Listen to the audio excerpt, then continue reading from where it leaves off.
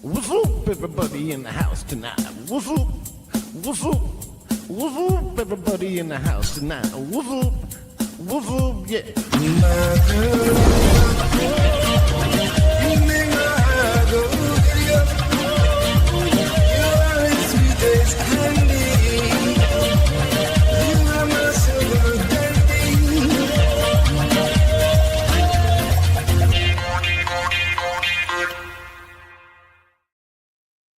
Monday in the studio. Hopefully this is all working. Welcome to the Garrett and Steve show, everybody. Gonna check chat real quick just to make sure everything's working correctly. Got a big show for you guys today. We got Geno, your favorite Bisconti, Geno's brother, Maxxx Loadzzz, coming on in a second, actually in less than a second, because here he is right now. Yo, Loadzzz! Hey everybody, happy Monday. How's it going? Here's another thing. I never thought I'd be doing this. Gotta be honest. I appreciate thanks for thinking of me, Garrett. I mean, I did not think this was gonna be with Geno. I'm like, sure. What's that? It actually wasn't my idea, to be totally honest. Fitzy, your best friend Fitzy, said you got to do a show with Loadzzz, and I was like, oh yeah, all right, I'll definitely do that. That sounds good. Thanks, Fitzy. I appreciate it. Yeah, no, I didn't think you'd be like filling in for that. It's fun. It should be fun. Yeah. So what's going on? I mean, on Monday, I guess we were briefly talking about the debacle of the Jets and Giants. Yeah, I was going to bring up, like, how's your fantasy team doing? You're in the league with us. I was 3-3 going into this week, and I'm losing this week to Hallways Be Scoring. The hallway, nice.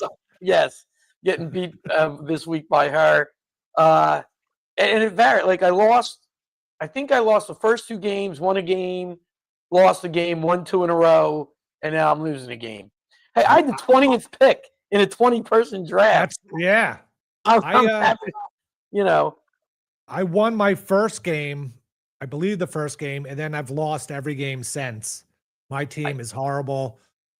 Both my running backs got hurt. It's just bad. Well, that's it. I think I'd have been all right this week, but my quarter, Jaden Daniels, got hurt.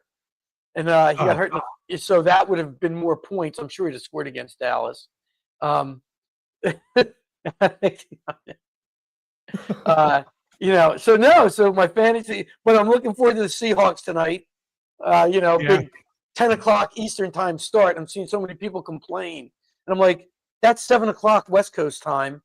You know what I mean? That's still earlier. If it was the Eagles playing, the game would be at 8. What's your opinion on the two Monday Night Football games they've been doing this year? I like it. I think, look, as I've learned from, Gene and you got, like, people are going to bet no matter when the games are or who's playing. Yeah. Like, so the gamblers take that out of it because they're a constant. You know what I mean? And they don't care who's playing quarterback, so injuries don't matter to them. So why not, like, fix the game for just fans, just everybody else? You know what I mean? You've got them, the gamblers, they're not going anywhere. So I don't mind the two Monday night games. Do I like the 10 o'clock start? No, I would rather like, a 7 and a 9 o'clock start, but that's just being on the East Coast and wanting the game to end earlier. But how do you feel about the overlap, though, too? Like, you can't even watch it doesn't bother me because I think most people can flip back and forth. You know what I mean? So me, it doesn't bother. And if your favorite team isn't playing, then it really doesn't matter because you're flipping for fantasy anyway. You know what I mean? But as I tried to tell Gene a bunch of times, he doesn't care. I think it would be like having doubleheaders on Monday night, along with having the 3 games on Thanksgiving now and the Black Friday game.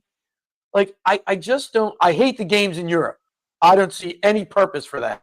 Yeah. I never remember they're on. And if I do, there's nowhere to watch it. You have to have – I don't have the NFL network, so, yeah. Yeah. Teams are traveling across – like, I don't know. Do we need football at 9 o'clock in the morning so we can feel like we're in California? You know what I mean? I don't know. I don't see the need for it. I don't know that – do you really want to eventually – have teams based in Europe and figure out all that travel. Yeah, I agree. Why? You know what I mean? I just, that's just me though. I'm an old person. Maybe the younger folks are like, yeah, it's a great idea. But no other league has that.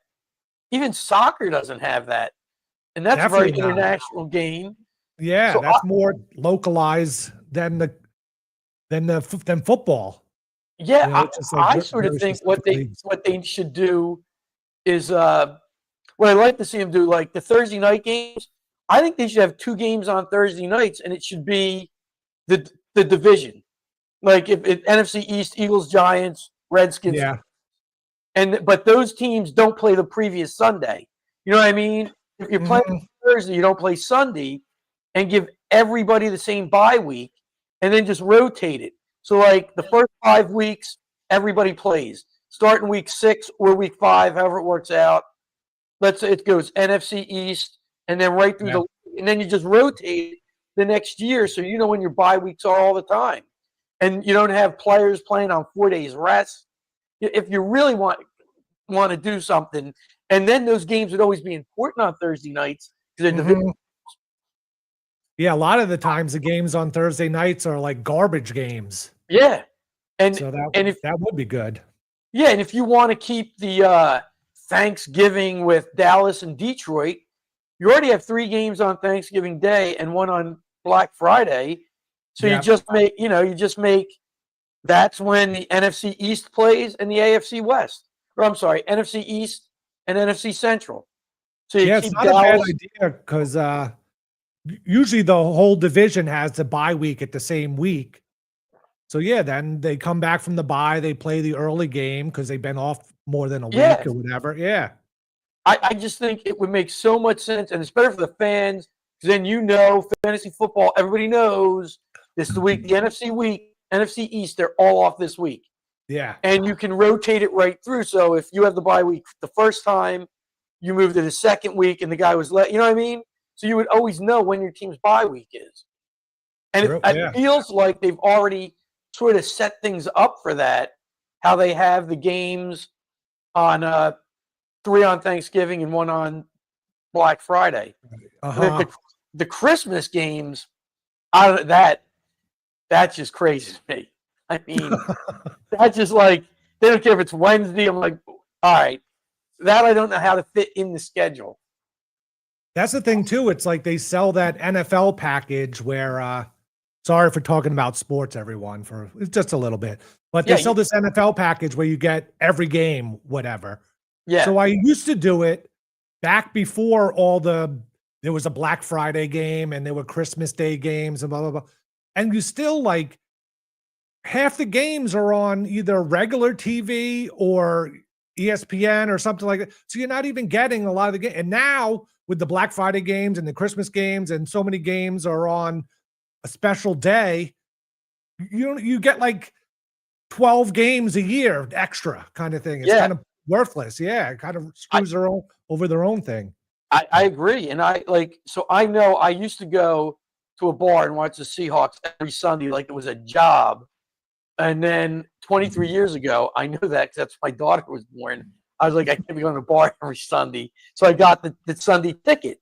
And it was great. But like you said, eventually, it's like, do we really need only so many games you could even watch? Right. Yeah. There's only so many games, and it kept like when I first got the Sunday ticket, and you probably remember this, if there were 8 games on, you could go to a screen that had all 8 games at once and flip through, highlight the game you wanted, click on it, and then that game would come up, or you could go to a 4-game screen. It was awesome. But that's all gone, so I got rid of it. It was like awesome to like see the first time, but then you don't implement it. It's like if I want to watch the game, I'm going to watch it full screen. I don't want to watch 7 other games going on at the same time. Yeah, I'm with you. Yeah, I could name somebody who played for the Jets and Seahawks. Kevin Maway, the center. Yeah. He did. Hall of Famer. Yeah, and I think, did the Jets also sign, he's another offensive lineman that Seattle drafted #1, and he didn't pay Carpenter, I think, like a guard or something. And I'm sure there's others. I mean, Jermaine Kearse, Jamal Adams. Yeah, Jamal Adams, that's right. Yeah, there's you know, Yeah. I like the Jets. Like when Seattle was talking about moving, I told my wife it could be Jets, but Seattle stayed and spared me. Yeah, we don't Yeah. have to talk So about football at all. I mean, I just we talk about whatever you want. yeah. Oh yeah, totally. Yeah, but Yeah. whatever. We started off with football. It's fine. So were you in the same boat as Geno where you got home from church and the Phillies were done with, so you picked another team? No, I like the Phillies. Not But the what Phillies, the happened was, Eagles or whatever. yeah, so I watched the Eagles. You can't help. I watched them Super Bowl in 1980. I wanted the Eagles to win. But when we switched schools, they were playing football at lunch, and I wasn't really into like we were way into baseball, way into baseball, and football is just like you play on the playground at lunch. But I didn't really, you'd watch it Sunday afternoon, like Gene said, but I didn't really follow it that closely. So when we switched schools and we would play at lunch, the kid who was a quarterback was left-handed, Jim Zorn, and I was new and nobody knew me, and I was like, I don't even know if I was 4 feet tall when I got in fourth grade. It was truly pathetic. So nobody would cover me. I could catch a football. You know what I mean? I wasn't in disability. So that's sort of how it happens. We're in the largest, and then found out who they really were, and that's what happened. Would I have been better off staying with the Eagles? I probably, because I'm around here in South Jersey, it would have been cool to stay, But I still watch them. I see what goes on. I used to listen to WIP all the time. So that's how I got into Seattle, and I'm in deep. I am in deep. As I told my wife when we first met, I've been with Seattle longer than I've been with anything, and they are except the Phillies. I like the Phillies I've been with forever, and they're just disappointing. They're disappointing. Right. Although I like the A's because I loved Ricky Henderson. Thought he was awesome. I got to see him play growing up. And that is it. And I like the Sixers. I don't really follow the hockey unless I'm watching the hockey show. I really don't follow hockey. Yeah, well, the Flyers were never. I guess in the 80s they were pretty good, but they were good when I was a kid in the 70s. Like I remember when they won their first 2 Stanley Cups. So I believe it was 73, 74, and 74, 75. And my cousins who lived across the street were big into it. And they were like 10 to 15 years older than me. There were 3 of them. And they were into it. Like I remember Peter Puck, the whole thing. So I remember them winning. And tonight's big in Seattle sports. Like the Mariners play at 5. Oh, that's and the right. Seahawks play at 7. And those stadiums are across the street from each other. Oh, and they're both home? Yeah, and they're both home. I went out to a Seahawks game, and the setup is awesome, and what they do is tremendous. But that is good, and there's not like a ton of parking around there. You know what I mean? So I don't that I recall. So I don't know, a lot of, I guess, public transportation. But Sleepless in Seattle. My problem with Sleepless in Seattle, Johnny Claire, was because they didn't mention the Seahawks. I complain about that when I watch it. They mentioned the kid has a Mariners backpack, which is fine. But hold on. We got a phone call coming in. I'm sure you could guess who it is. Hello, who is it? This is the only time I'll call in. Do not let him glaze over. Cousins lived across the street without asking about the middle one, Frank Loadzzz. Grinding hole out. Screeching hole. What did he say? You forgot to mention that Frank Loadzzz was one of the cousins that lived across the street. Yeah, he was. Yeah. You know what, though? He wasn't one of the ones into hockey. His 2 brothers were. I don't remember him being into hockey at all, by the way. That's pretty interesting that you would say that. Really, it was the youngest one, Mike, who's most into it. And then the oldest one was most into basketball. He was 6'6" and played. I didn't get any of the 6-foot genes, that's for sure. So before we move on, we have a few super chats to get through real quick. Caddy Thurgood, thank you for the $2. Call Steve and ask him, why are you gay? I don't want to call Steve on vacation. Seems kind of that's up to you, Garrett. I have no say in that, Yeah, maybe later. Right. Yeah, I don't, sure he's like out with his wife and kids and having fun, and trying to forget what happened with the Giants yesterday. Yeah, exactly. Oh my God, what a In case way you to don't start. know, Steve is on vacation in Salt Lake City, Utah Really? for the week. Yeah, so That's I an will be doing interesting the choice. show today and tomorrow. Tomorrow, Bill Schultz will be the co-host, and not sure about Wednesday. I think I'm not going to be able to do a Wednesday, but we'll see. I'll let you guys know. But thank you, Caddy Thorogood. I'll if I remember, I'll try to call Steve later on. It's like yesterday there. I know. Pork chops, push-ups, 1, 2, 3. Thank you for $2. You didn't break into Steve's house to stream? No, sorry, I did not. That would have been it would have been better. I had to rearrange my whole house here. I'm like sitting at the kitchen table that's in the middle of my living room, and I was wires plugged in back and forward, and yeah, it's crazy. I was actually going to ask you about that in case you wanted to send me a picture of his wallpaper, and I could have put that up in the background so it could have looked the same. But yeah, I heard you have a green screen. Right now this is just the wall of my garage, but I can put up other stuff. But people seem to like the ladder. Yeah, the little Geno giant brought up the ladder to me today when he called me. He was like, "Oh, you're gonna get ladder loads." I could not believe the little giant. There were so many people the first time I came out here and did the show, so I could smoke cigars. You know what I mean? Because it didn't stink up the house. People were like, "The little giant." I'm like, "Got some ladder aficionados." It's a great. I'm going to be using the ladder at the beginning of November. I like to put up my Christmas lights when it's warm. Now that I'm retired. Nice. But they don't go on until the day after Thanksgiving, but they go up when it's nice and warm out. And when do they come down, though? They come down. So they come down after New Year's. However, they stay on for as long as the Seahawks are in the playoffs. So if Seattle makes the playoffs and they keep moving, the lights keep coming on. Because one of the lights I have, I made a sign in lights that says "Go Hawks 12," and that's on my fence. So the lights stay on as long as they're going in the playoffs. So for the last couple of years, they've been off early. Yeah, So they either go off right after the New last Year's. decades. Yes, they either go off right after New Year's or they ride the Seahawks through the playoffs. I guess you guys won sort of recently, right?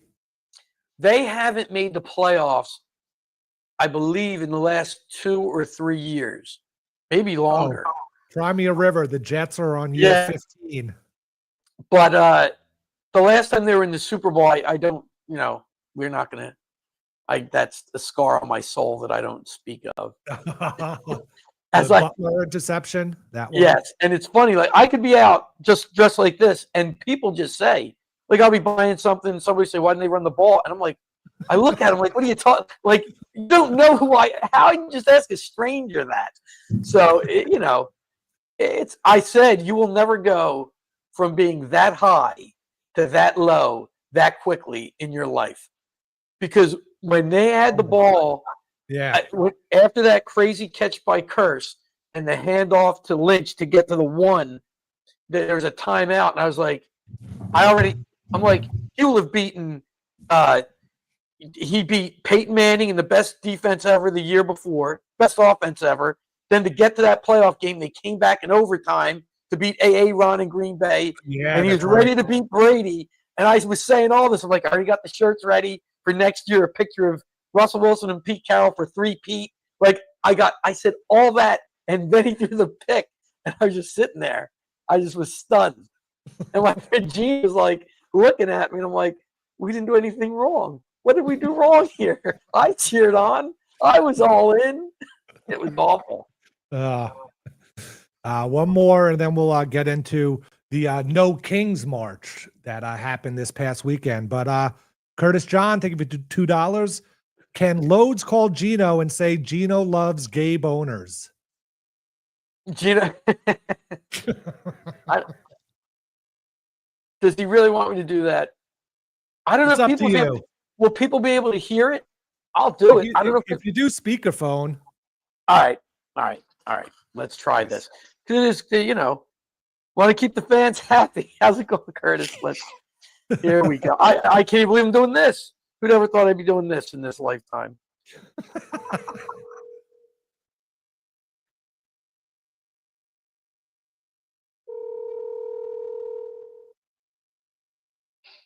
You have to put it on speaker for it to work. Is it working? Am I on speaker? You're on speaker. And Why did you just text me? I hate this nigger Garrett. oh my God. See, I called you to say, Geno, it is. You love gay boners. Yes. Yes. You love gay boners. This kid's Steve, I understand not watching. He's sweating right now. This is unbelievable. This is what. All right. There you go, Curtis. Love the support.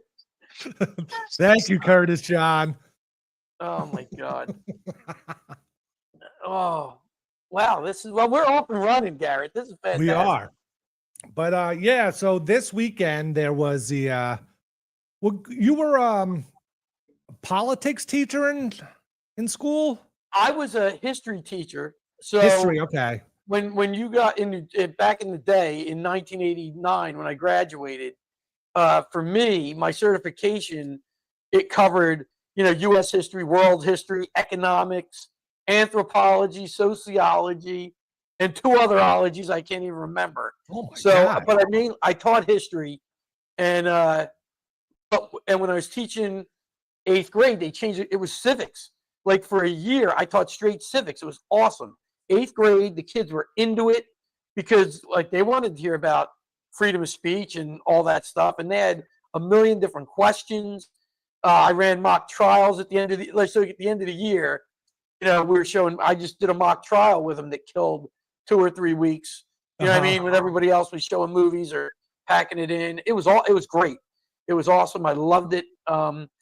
And what would then a mock trial be? Would it be like one that already existed, or you would create some scenario? there was I bought it from some school store, and it had all the people. You know what I mean? It had all the accused, the lawyers, and all the information they needed, and they just filled it out from there to make it their own thing. So before they actually did it, you taught them all about courtrooms and the Constitution and laws and how that worked. And we showed clips from the Utes with The Utes? the movie where my God, My cousin Vinny? right? Showed some clips from that to let them sort of get the idea. And then there was a kid who was a judge, a bailiff, the lawyers, the witnesses. It was a whole thing. So it was good. It was fun. And then then I left and I went and taught high school, and that was just your straight U.S. history and economics. And before they switched to civics, it was European history. And man, the kids, got to tell you, those 8th graders loved hearing about the Russian Revolution. They're like, what is it? So it's somebody, thank God, realized, hey, they're going to get this in high school. And the civics was important. Like, it was important. You know what I mean? Like, that was stuff they should know. So, that's what I taught. Yeah. And then, as you know, the last 16 years, I finished up as an assistant principal to middle school. Oh, that's right. I forgot about that. Yeah. Yeah. Where I learned more about the law and civics than probably any of the teaching I did. Your dad knows. He was in it. Who was in it? Wasn't your dad a teacher? Oh, my dad. Yeah. Yeah. And I had no issues in my class. It was great. I coached some stuff. I did the yearbook. I did a high school yearbook. That was crazy. Oh, wow. You were the lead editor or whatever? Oh, man. Yeah. So when people try to sneak in like coded phrases and everything. Yeah. All that stuff. And they had I'll never forget, I'm there late. And I was counting votes for like prettiest eyes, most likely to succeed. And this had to be top secret, Garrett. God forbid that information got out ahead of time. And they don't even do those anymore. What's that? They don't even do those, whatever they're called. Those. Yeah. I was like awards, superlatives. Superlatives, yeah. And I'm like, I could not believe what I was doing. Like, I'm in that room doing this, and it was just unbelievable. I was saying to myself, because I was still young then, I'm like, if any of the guys I went to college with knew I was doing this, I was, and then when I got the job as assistant principal, the 8th grade trip was to New York City to see a matinee in the middle of the day. So it was always on a Wednesday. And I was like, and it was after 9/11. And I'm in the middle of New York City. We had 450 8th graders and then teacher chaperones. And I'm sitting in the middle of New York. You couldn't park buses in front of the theater. They would call you on the walkie-talkie, and they were hardly working. And I'm like, if they said to any of my friends from college, oh, Visconti's got, 500 people, he's running through the middle of New York, they would have stopped and said, what's this now? Who's doing this? So it was funny and fun.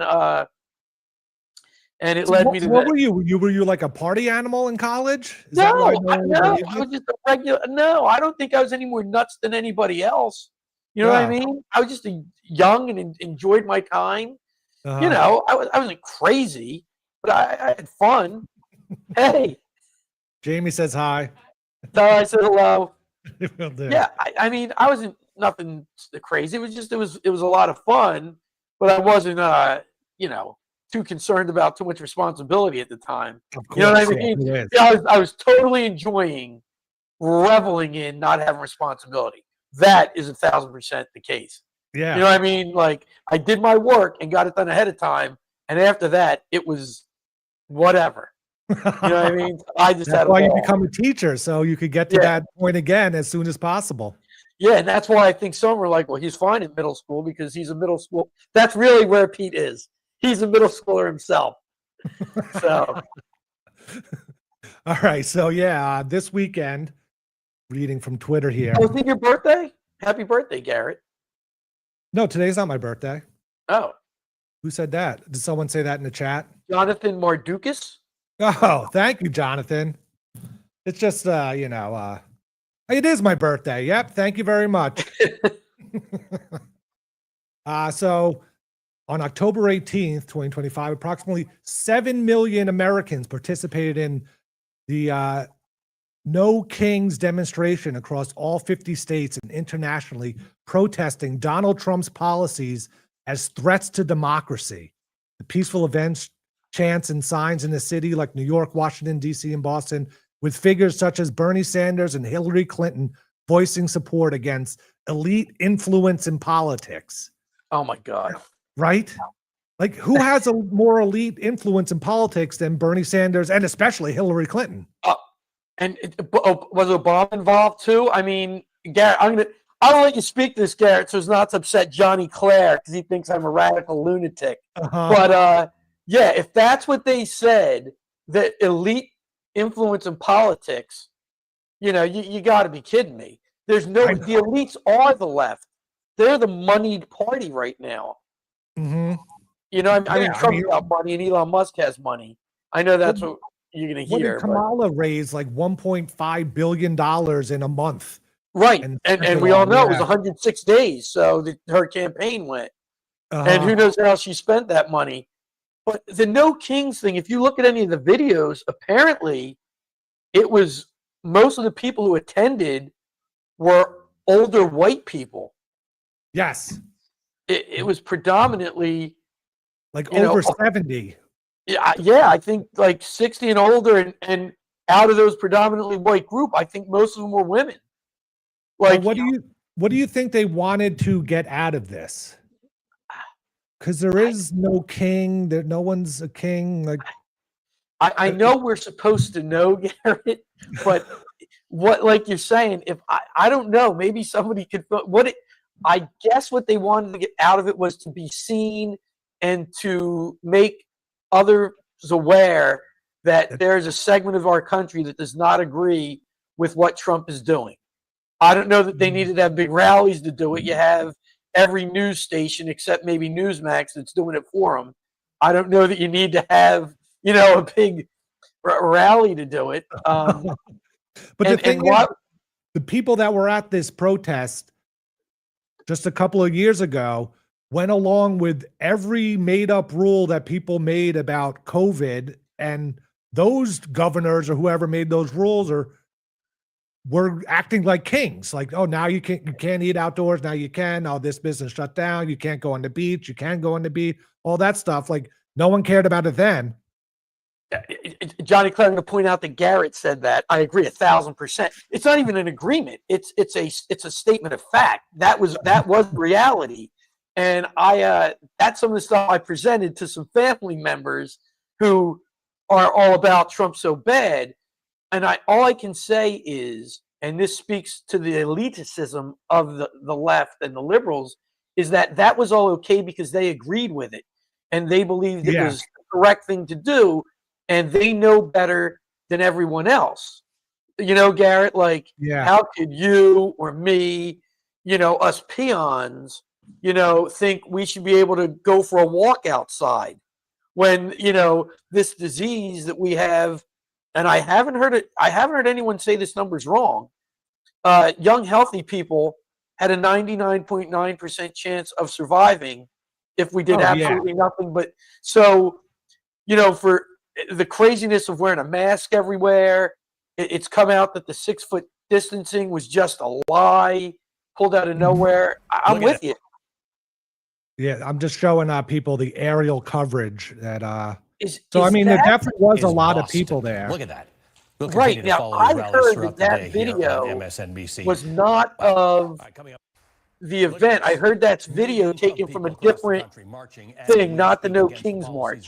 Yeah, that's what they were saying, that it was from like some 2017 rally or whatever it was. But I don't know.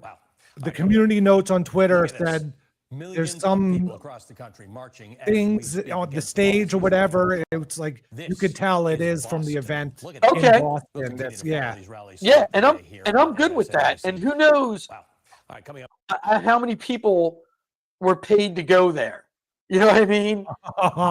and it is Boston, and let's face it, that part of the country is supposedly, from what the news tells us, very liberal. So it is possible that people came from all over New England to be in Boston for that, like it's their Super Bowl. You know what I mean? Exactly. So if you're in Connecticut, New Hampshire, Rhode Island, hey, we're loading up to go to Boston. We're loading up the VW bus. And we need a bunch of people in case we got to push it the rest of the way there. Did you hear the protesters now are trying to or have completed? They're forming a union because people pay them to do this. Now they're like forming a union to be paid agitators, pretty much. I did not hear that. I had heard that they were all getting paid. Like that I had heard. I did not hear that they were going to unionize. Is that not the jig is up right there, Garrett? Seriously. I know, right? What is your job? I'm a paid protester. So let me get this right. Do you believe in the things? Like, so you don't necessarily believe in it. You're just paid to do it. Like, what are we talking about? That's not really, I mean, it is a protest, but like you could tell just from like the tons of videos that come out from all other protests. They don't know why they're there really, or all their signs are professionally made. And it's like, who had the time to do this? I agree. And I saw the one event, I guess the event was from, call it 2:30 to 6:30 or whatever. But they're like, as soon as 6:30 hit, done, out. Like the street's empty. They clocked out. Yeah. But as far as the real kid, and that we've talked that when you said the real kings or autocrats or whatever you want to call them were the left when they were putting all those draconian measures in during COVID. But the thing about the left that is really genius is they do it and then they just accuse the right of doing it all the time. That's their MO. Like, and if you go after somebody on the left after the fact, they're like, well, that's just retribution. So in essence, what they're saying is, if you're on the left, just do whatever you want. And then when they go after you, just say, oh, no, you're just doing that because I don't like Trump. You know what I mean? Like, you can, you can do whatever you want. you know. But they're the ones, they do what they're accusing people of doing. But then if you go back and say, no, you're doing this, so like, no, we're not. You're just saying that because we're saying that about you, and then you're just in a winless argument. Yeah, right. But the people, I don't feel, and I'm sure somebody in the chat will say something. I don't feel like the people on the right do that. They can't, because it's already been co-opted by the left. It's hard to, it's hard to do it on the right when you've already been like told this is how it is. Well, the right has a new tactic, which Trump employed, and it's just to mock the people as hard as possible. And when the No Kings protest was started or going on, Trump dropped this little video.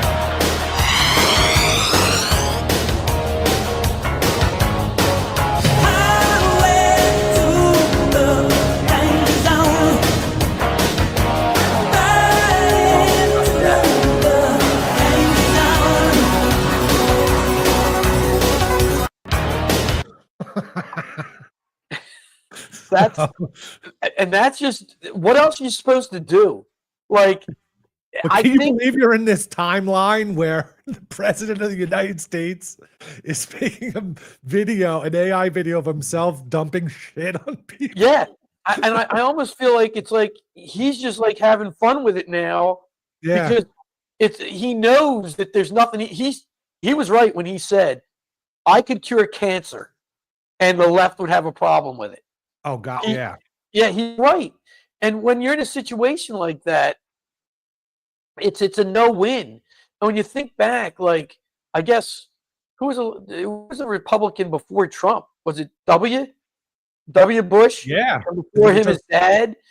And they made fun of W, and they really made fun of oh my God, Condoleezza Rice when she was his Secretary of State. And again, nobody on the left was making fun of a black woman who was Secretary of State, and it was fine.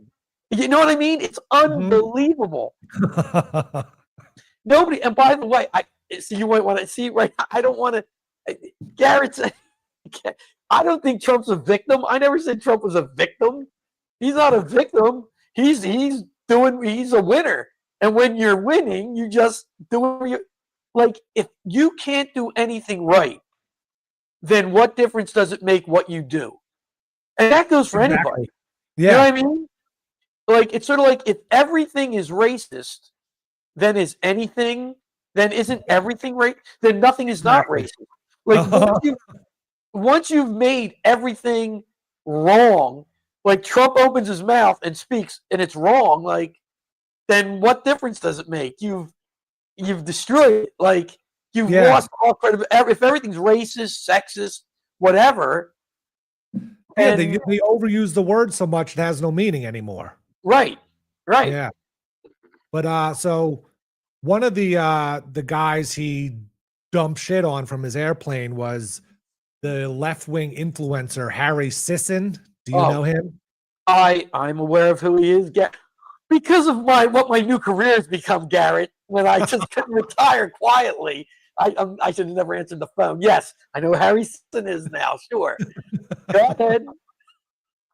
He responded to the Trump AI video. Me on social media last night. That's right. He posted this really gross AI video where I'm included, and you just have to see for yourself to believe it's real. Take a look.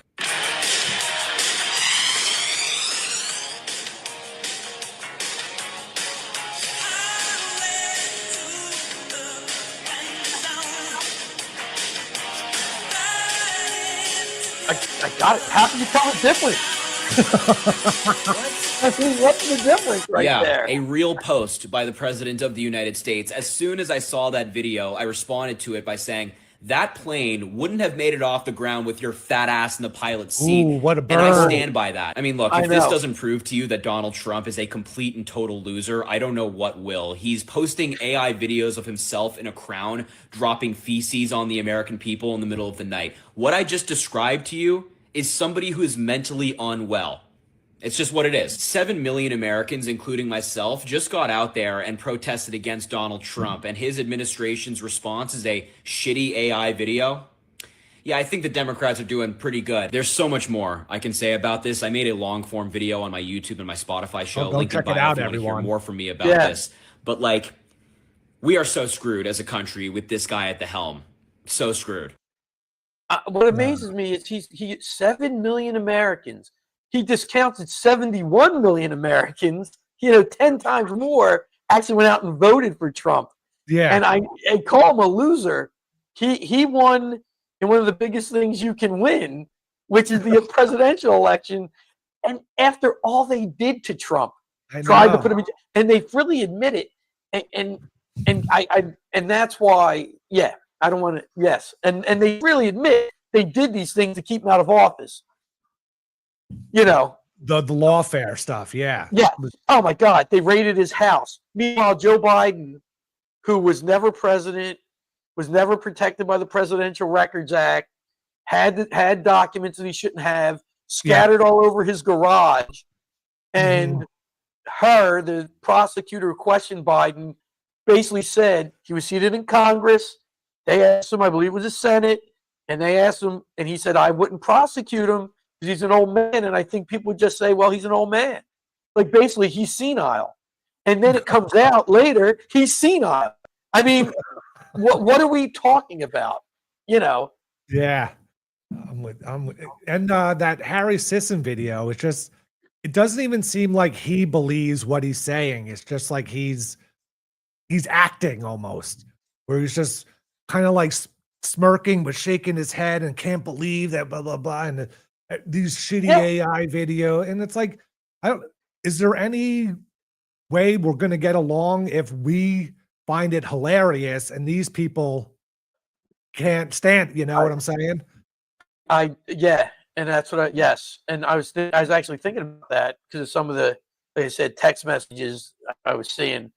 I don't know how, and this is going to sound one-sided, but like, I have no problem talking to people on the other side. I really don't. I can listen to them, hear what they have to say, and I have found, just in my experience, that the other side is the one who will either shut down the conversation, not want to hear it.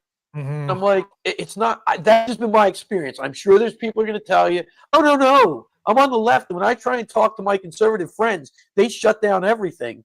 I'm sure I'll hear that. I can't imagine. That has not been my experience. I don't know about you, Garrett and Steve. I always wonder, is it like just some sort of bias I have that I don't notice it? And it does. I do the same thing to other people, but I just don't realize what I'm doing because, like them, they think they're right. So, and I think I'm right. So am I, well, I don't know. I guess, so talking about college, one of the things that I used to like, my friends in college were all liberal. They were all very liberal. And we used to talk for hours on end. We'd sit around drinking and talking and whatever. And it wasn't a problem. But I do think it's gotten so divided now that the other side does not want to hear. Like what you said about COVID, right? I guess your point was more about, you're taking away my freedom in what's supposed to be the freest country on the planet. And their point is, your freedom had to be limited to protect people. And that's not why the Constitution was written. The Constitution, I believe, was set up for a situation like COVID, so your rights are protected when shit hits the fan. You know what I mean? That's why they had to bypass the Constitution to lock us down. The governor of the state of New Jersey went on with Tucker Carlson, and Tucker Carlson asked him directly, well, how about what you're doing is against the First Amendment and the Bill of Rights? And he said, that's above my pay grade. And I'm sitting at the table with kids, and because they were both doing high school from home. Yeah. And clearly my head didn't literally explode, but I almost lost my mind. Above your pay grade, that's what you're paid to do. You're paid to follow the Constitution of the United States and protect our rights, our God-given rights. And you're saying that's my pay grade. You know what I mean? I got to protect you from something that a large percent of you are 99.9% going to survive if you do nothing. Yeah. And they got people, and I guess you can see the real divide when you got people to believe that going outside and taking a walk and breathing fresh air was going to kill you. If you happen to walk by somebody with, it was insane, Garrett. Like, I don't even, they got half the country to believe that your son can become your daughter whenever he wants. That, thank God. And that's like, no, that's the way it is. And we'll fight to the death to make everybody else believe that too. It's crazy. By the way, did you see there's a study out now that shows that the number of people identifying as transgender has like fallen off the table? Oh yeah. So it seemed like it was just a trend the whole time. Right. It was so obvious that it was a trend, and the biggest people who go with the trends are Hollywood, and they were all in on it. And Bill Maher would point out on several occasions, like, yeah, I get that this is happening, but how come it's so prevalent, excuse me, among Hollywood on the people's kids? Yeah. And not in the middle of the country. Yeah. And I think there were some of these parents who bought into, I'm the cool with it parent. Look at my son. He's dressed as a woman and he tucks it. Like, are we crazy? Well, Megan Fox has 3 kids and they're all trans. Like, what are the odds? Yeah. 100%. And Megan Fox, oh my God, smoke it ridiculously hot. Yeah, but have you seen her thumbs? I have not. Oh God, hold on. What you do, cut her thumbs off? What's wrong with these people? No, she has the weirdest thumbs. They're like your big foot toe kind of thing. It's weird. Hold on, I'm trying to pull up a. Didn't they say her and her boyfriend, like, I don't know, pricked each other's fingers or stuff and drank each other's blood? Like, was that a thing with her? Am I confusing her with someone else? I think you're confusing her with Angelina Jolie. Very possible. Looks wise possible. I'm talking Transformers. Transformers Fox. And like the one, what are they? Jennifer's Body Fox. I don't need any of this crazy Fox. Hold on, I'm trying to pull up the picture, but now, oh, there we go. Okay, here we go. Shit. That is her thumb. Wow. No, I mean, is it, it's like really wide. It gets wider at the top. I really see. Yeah. Yeah. The nails really short. It looks like your foot. It does. Yeah. It does. Hey, but I guess you could look past that with everything else. Yeah, I wouldn't have even. I got to be honest. Her thumbs would have been the last things I noticed. I got to be honest. I love. Did Jolie have a weird relationship with her brother? No, I think that was Ilhan Omar who had the weird relationship with her brother. True. That is sick. That is sick. Yeah, Jolie did have some weird relationship with her brother. She had, I don't know. She hated her dad, John Voight, and she had some sort of a year or two where she had some weird thing going on with the brother. But it was like at the height of her power. Maybe she just wanted the extra press or whatever. Well, I don't know. Yeah. Yeah. I mean, but total, they're all nuts out there. I don't get it, but at least that's, but I feel like you said, that trend is seeming to end, which is good for everybody. Like they said at one point, I believe 25% of Generation Z was identifying on the LGBTQ plus whatever. I know. Yeah. It's insane. Yeah. Like everyone seemed to be doing it. I didn't. Yeah. And what are my top three? What are my top movies? Victimhood was so prevalent at the time where if you weren't a victim, you didn't have any clout in school, definitely in high school and stuff. So why not become a trans or a gay or whatever? Yeah. I will tell you victimhood was where it was at. It's somebody, it's somebody, anything that happened to you, you were the victim and you could claim anything. He called me a name. Victimhood became a big thing. And when they passed that HIB law in New Jersey, harassment, intimidation, and bullying, it just sped up the process ridiculously quick. I don't know. What is that law? In like 09, 010, when Tyler Clementi, he was a kid at Rutgers, and I guess he was gay, and somebody had a camera running a la American Pie in the room, and he met up with a guy, and they sent the video out to people, and he jumped off a bridge and killed himself. And then New Jersey passed this really strict law regarding harassment, intimidation, and bullying. So like that totally, you had no First Amendment rights basically. If you said something to somebody that could be construed as any sort of mean, it went to it was a whole investigation, a whole write-up, a ton of paperwork, and it just ridiculous. Yeah, well, do you remember I guess in the 90s, that kid Matthew Shepard? Yes. Who was supposedly beaten up because he was gay and had AIDS or whatever that was. Did you hear the full thing on that? Candace Owens talked about that it was not. What I heard was like he was either dealing drugs or going to buy drugs and tried to screw the guy over, so the guy beat him up, and then they just turned it into this whole AIDS gay cause.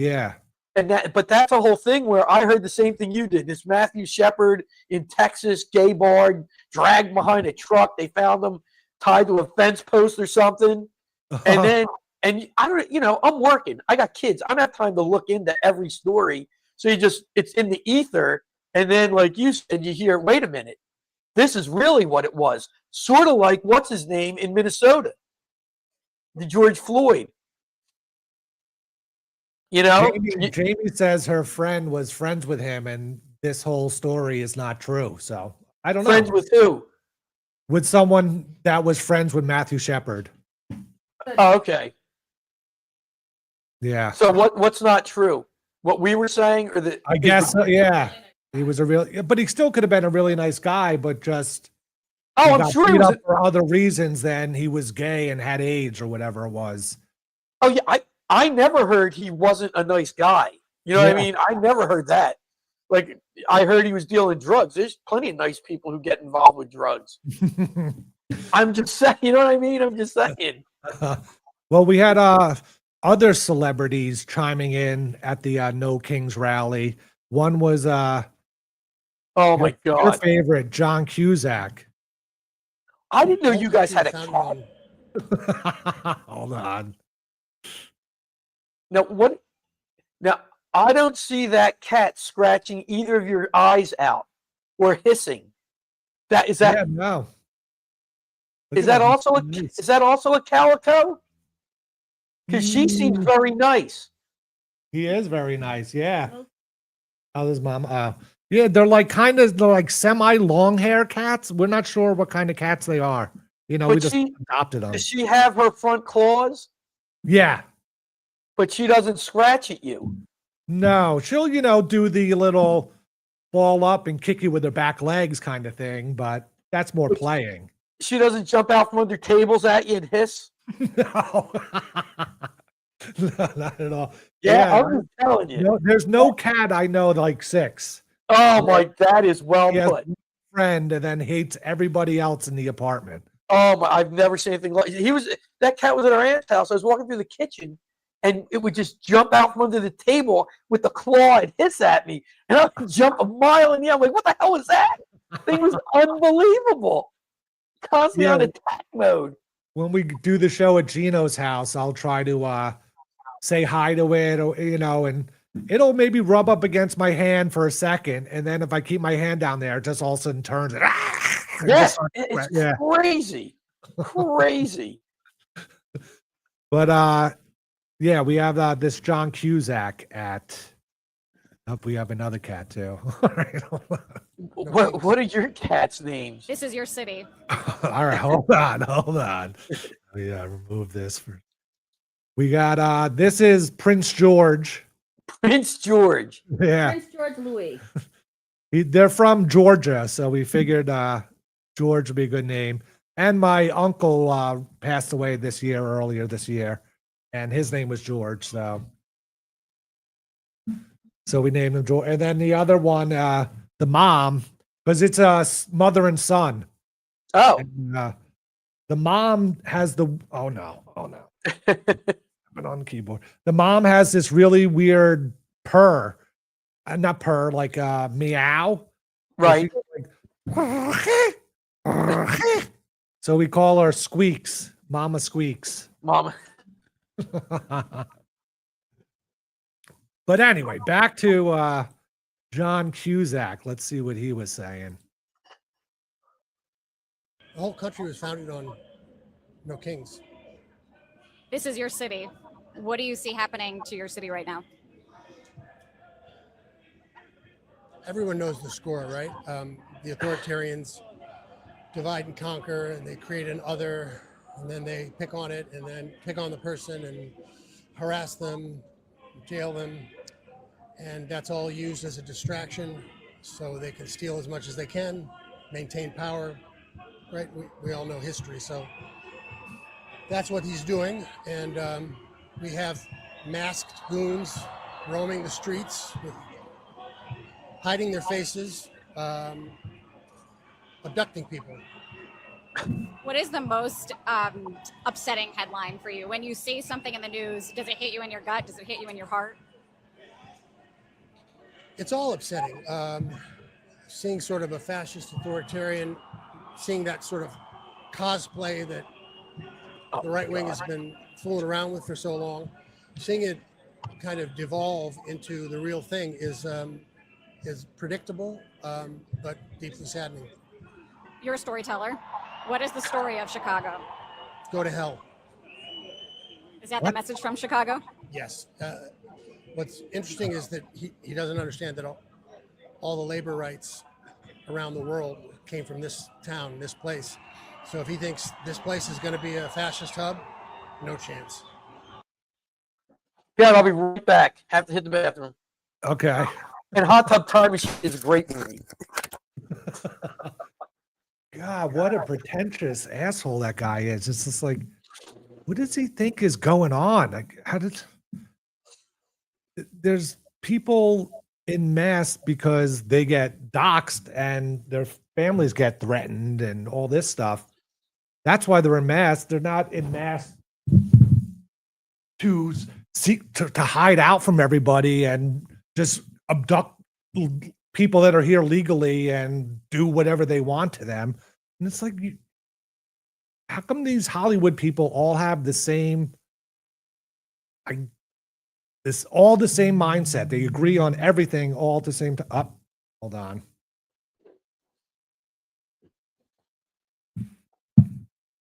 Hello, who is it? If I can have one talking point without trying to be a distraction. You're a distraction. Pete says you're When distracting. he says that, what Trump doesn't understand, does that imply that he thinks Joe Biden the past 4 years understood fucking anything? That's the thing. You know Like, what I mean? it doesn't make Arrogance none of of. these actors. Uh-huh. I'm sorry. I'm sorry. Go on. No, you're right. It doesn't make sense. Ever make sense. It's just, whatever they have to say to sound good to the people. I don't get what they're getting at. If you listen to the Okay, and then one more thing, and then I'll give it back to the talented Visconti.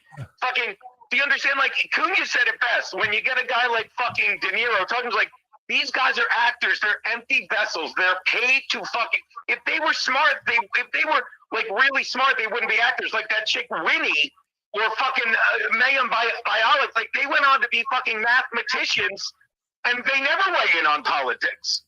You know what I mean? But Cusack's like, well, what Trump doesn't understand. No, what you don't understand. Pete's right. John Cusack's a stupid nigger. He says it all the time. Well, thank you for bringing I up. just saw it on delay on my screen. I am out later. Bye. Well, I'm glad he brought up Robert De Niro because that's going to be our next clip too. But yeah, go ahead, Loadzzz. No, it was hard for me to hear what he was saying. I'll just say, like when I was listening to that, He dropped the N-word. That's all you need to know. The whole first part of it, he could have been talking about us during COVID.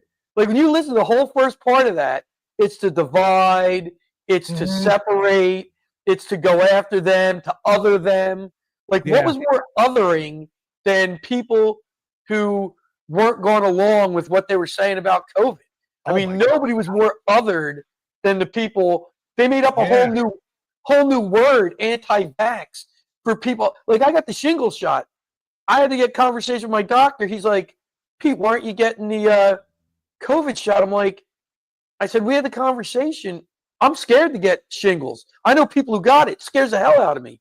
COVID, I'm not afraid of it. And we don't know. And my doctor's very open. He said, I cannot tell you what this shot may or may do to you 3 to 5 to 10 years down the road. We do not know. And I'm like, yeah. So why would I take the chance on that? To not get a cold. To get a cold that's 99.9% survivable. But yet we were labeled anti-vax, and we weren't. What it was is, if you want to get the vaccine, good for you. Do it. I have no problem with you. You know what I mean? That's your choice. And if I don't want to get it, I shouldn't have to get it. That should be my choice. Yeah, but I mean, the amount of people that were fired, kicked out of the military, and so it was insane. And if you believe that, and Garrett, I'm going to ask you because I believe I heard people all over TV, including Fauci and Biden and other people saying, if you get the shot, you're not going to get COVID. Did you hear that? At least right when it came out, that was the talking point.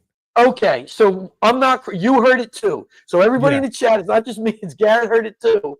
So that being the case, if you get the shot and you can't get COVID, what difference does it make if I get the shot or not? Right? Exactly. So why force everybody? And they totally ignored herd immunity, which has kept people alive since people have walked the planet. Like, and like at one point, Fauci was in, I want to say like a congressional hearing, or it might have just been an interview or whatever. And they were like, well, what about herd immunity? And he was like, what is that really? I'm not really sure what that. He like played dumb and was like, what are you pretending for? You're a doctor. This is Garrett, guys. This isn't me. Here's the thing. Look, I know I'm not COVID obsessed. Here's all I'm saying about COVID. If you have to remember 9/11 for what it did to this country, the Holocaust for what it did, COVID did all those things too. Look what it did to this country. I mean, come on. COVID should never be forgotten. That's all I'm saying. You could put it, but it should not be forgotten. There should be lessons taught about it. It should be in the history books that are written, because never that I can. I mean, I guess I'm only 58, but if you want, I've talked to older people. If you want to tell me another time when your rights were more taken from you than COVID in this country, have at it. Oh my, yeah. Have it more. The other time was for you. When World War II for just the Japanese. Yeah. In the internment camps and everything. That's the only other time really that I could. Right. And by the way, all Democrats who put the Japanese in internment camps. FDR.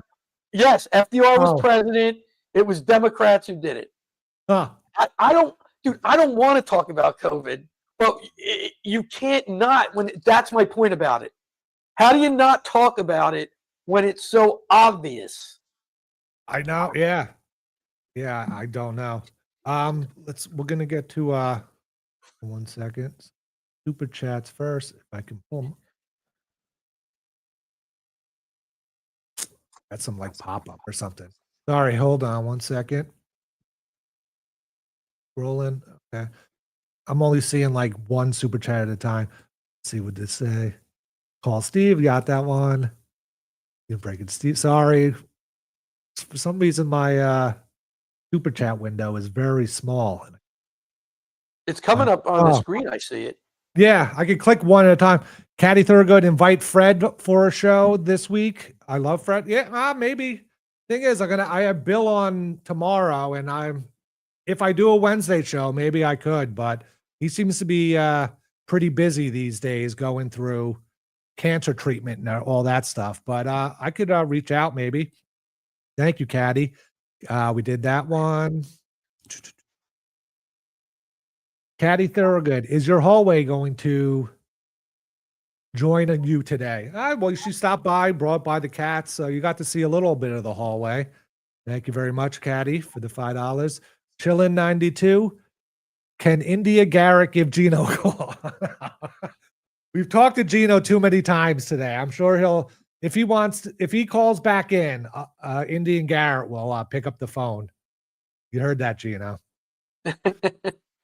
Caddy, sure good. Thank you for the $2. The dancing legs under Garrett is perfect. Dancing legs? On the screen, it looks like the legs are under you dancing. Oh, yeah, it does. That's how I felt when I had to go to the bathroom. I was trying to figure out how to change that, and I couldn't figure it out. I don't know if we talked about COVID last week, Gene and I. I don't know. Does it come up a lot? It does. It does come up a lot. You know what I mean? It does come up a lot, but I don't want to bring it up. It just comes up. And I saw it. No, I saw what you call it? Johnny Claire's in here. I was listening when Steve was talking about the different groups that came to New York, and Johnny was starting to get upset because he said, "Well, the Muslims want to take over." Right? Steve said something like that, didn't he? Yeah, and he got all upset. I'm like, that's Steve saying it, not me. I was just golfing. I was just listening, enjoying a nice day of golf, and hearing that, and be like, hey, you can't avoid it. It's right there. Later on, I have some golf videos for you to watch too, so we could talk about that. Oh my God. I think I'm going to try and play again tomorrow. It's supposed to be nice.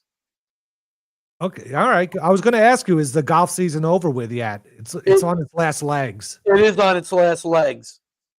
Yeah. Chillin 92, thanks for the $2. And he says, oh, I saw that did that one already. Dancing legs. I'm sorry. My super chat window is so small I can only see like half a comment and I can't even see what it says. Caddy Thorogood. Thank you for the $5. He says, I can't adjust your camera so it looks like the legs are dancing under you too. I can't do that. You can't do that. The legs are dancing under me, but they're just Steve's legs are sort of gray. So they're not like Garrett's wearing a lighter color pants. So you can see him under him. You can't see him under me. Jonathan Mardukas, happy birthday, Garrett. That's where it came from. Does Mr. Loadzzz have any embarrassing stories about Geno as a boy? I mean, I don't know that anything's really. He's hard to embarrass. No, I mean, one of the funnier stories was he had, I don't know if it's some sort of allergies. You know what I mean, with his hands, like eczema or something. So, they had him on, what's the take this Benadryl. He was taking Benadryl, and he went out to some party in high school, and came back home drunk and took the Benadryl. And he's like, I lost a day and a half. He woke up, it was a Friday night party, and he woke up like Sunday at 4 p.m. And he was like, so, I mean, that's something. But as far, no, it's just anything that I can't think of anything offhand. If I think of something, we'll share it. Did you guys share a room? Oh my God, yes. Oh, Garrett. All the way through high school? Yes.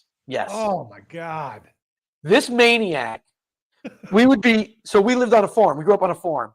And we would be outside doing whatever, moving stuff in the fields. It was hot. You'd play basketball. You were sweating. I mean, just pouring sweat. And the way our room was configured, when you came through the door, like as you looked in, my bed was here. His was over here. He would run in the room, take a running start, full of sweat, and hit my bed on his stomach and wind up on his back. It was insanely foul. He did that. Now, where did he get this? I don't know. I don't want to say attitude, but the mindset from. Was anyone in your family else like this? Not that I'm aware of. No. I don't know how. What did your parents do wrong with him? No, I don't know how it happened. He just found all this to be exceedingly amusing. You know what I mean? Like, we'd be trying to sleep, and we had a video game, and the electric cord just would hang at the foot of his bed, and he'd pull it with his feet and just snap it. Like, I'm trying, and he'd just snap it, and he'd be like, and I'd be like, "What are you doing? What? I ain't doing nothing." And then he'd stop, and then he'd start lifting up the corner of his mattress and letting that smack, and then I'm like, it was crazy. It was just, and the one thing he would, and then everything would be quiet. And he'd be like, "Pete, what's that outside your window?" Because my bed was right up against the window. And I jumped to the ceiling like a scared cat. I'm like, this is nuts. Living with him, it was, and if you ever had something in your hand, God forbid, loose change, peanuts, you smack it out of your hand. It was living. I'm not kidding. None of this is false. Not one of the things I have said yet is not true, not true, not true. So I don't know. But he woke up. I would wake up every day. We've said it. Mad at the world. Like, how's the world going to get me today? And he would wake up like the world's not even spinning. Happy, come down the steps, whatever. Like, how the hell do you live this way? But he's managed. In some ways, I think it's healthy. I guess so, yeah. I mean, he seems like a happy guy. Extremely happy. I did not. The whole pink blanket thing. And that, the menace, and apparently you and Steve had something to do with that whole thing. I mean, the menace continues. There's a whole other thing that I'm dealing with now. The pink blanket, Maxxx Loadzzz. Are you kidding me? It just never ends. He never stopped. It was like, Well, I think you had something to do with the pink blanket when you came on the show and said you had never pleasured yourself. No, I'm not a pleasure myself type of guy. I don't know. Maybe it's a Catholic upbringing. I'm not sure. I don't understand why that's. You shared a room with your brother. You didn't have any that. I'm not sure that's such a big deal. But oh my God! But apparently the people seem to like this. I mean. The Maxxx Loadzzz, that's funny. I mean, I see that that's funny. I mean, that and Frankie McDonald of all people. And he knew I was on the show with you today. That was also startling. Oh, he did? He was on with Gene, and he said, Frankie was on with Steve today, and he said Maxxx Loadzzz. And I was like, oh, and Gene's out of his mind. And I was like, oh my God. So, yeah, so the Hollywood types are just crazy. I don't know what else to say about that. You can play the De Niro thing. By the way, somebody had asked my 3 favorite movies, and sadly, it's off the top of my head. Goodfellas, Falling Down, Do the Right Thing. If I missed any, I just got to go quick. They're my 3 right off the top of my head. Spike Lee joint, Do the Right Thing? Do the Right Thing was great. Do the Right Thing. With where the daughter comes home after dating a black guy? No, that's Jungle Fever. Oh, okay. That's the Jungle Fever. I don't know if I saw Do the Right Thing then. Oh my God, that's what the pizza place in Bedford-Stuyvesant. Yeah, I didn't. No. Oh my God. Yeah, that was like, I think that was his first one that was big. Like, he had School Days and some of those other ones, but yeah, so it'd be Goodfellas 1, Falling Down 2, and Do the Right Thing. Falling Down is a fun one. I haven't seen it in a while, but yeah, I've definitely seen it a bunch of times. Yeah. Was that you growing up with Geno? Just like angry at the world the whole time? That is when my wife got our first DVD player, CD player, she got 2 DVDs, Falling Down and Do the Right Thing. And she's like, there it is. Falling Down. I've watched it intermittently. It is unbelievable. Yeah, see, that's the thing. I like A Bronx Tale. I like A Bronx Tale better than Casino, actually. Yeah, okay. So what did De Niro have to say, our buddy? Let's see. Here we go. He's shot out. 1 second. Tab. All right, here we go. Share this tab instead. Boom. Uh-oh.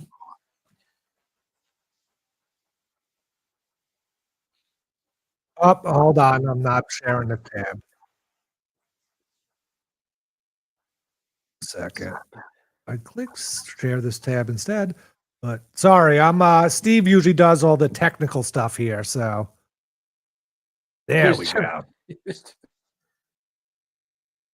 All right, here one more try. He will not. Yeah. We see it. We see it all the time. He will not want to leave. He set it up with his. I guess he's the Goebbels of the cabinet. Goebbels. Stephen Miller. He's a Nazi. Yes, he is, and he's Jewish, and he should be ashamed of himself. He will not. We see it. We see it all the time. He will not want to leave. He set it up with his. I guess he's the Goebbels of the cabinet. Stephen Miller. Goebbels. Oh my God. He's a Jewish Nazi. I know. How? And he's saying it with a straight face. I mean, yeah, saying it with a straight face. I saw some black guy on X, and he's a conservative, and he's like, they're calling me a white supremacist. And he's black. He's like, and I think in the rest of that De Niro clip, he talks about how, the media has to shut down. Like, if you can just get through to these people in like the Midwest and everything, like, and shut down all the the entire media, except for maybe, we're talking about TV, is all left, except maybe Newsmax and a couple of shows on Fox. Yeah, but even Fox isn't really that right wing. I guess it's more right wing than other places, but it's really not. Thank you, Garrett.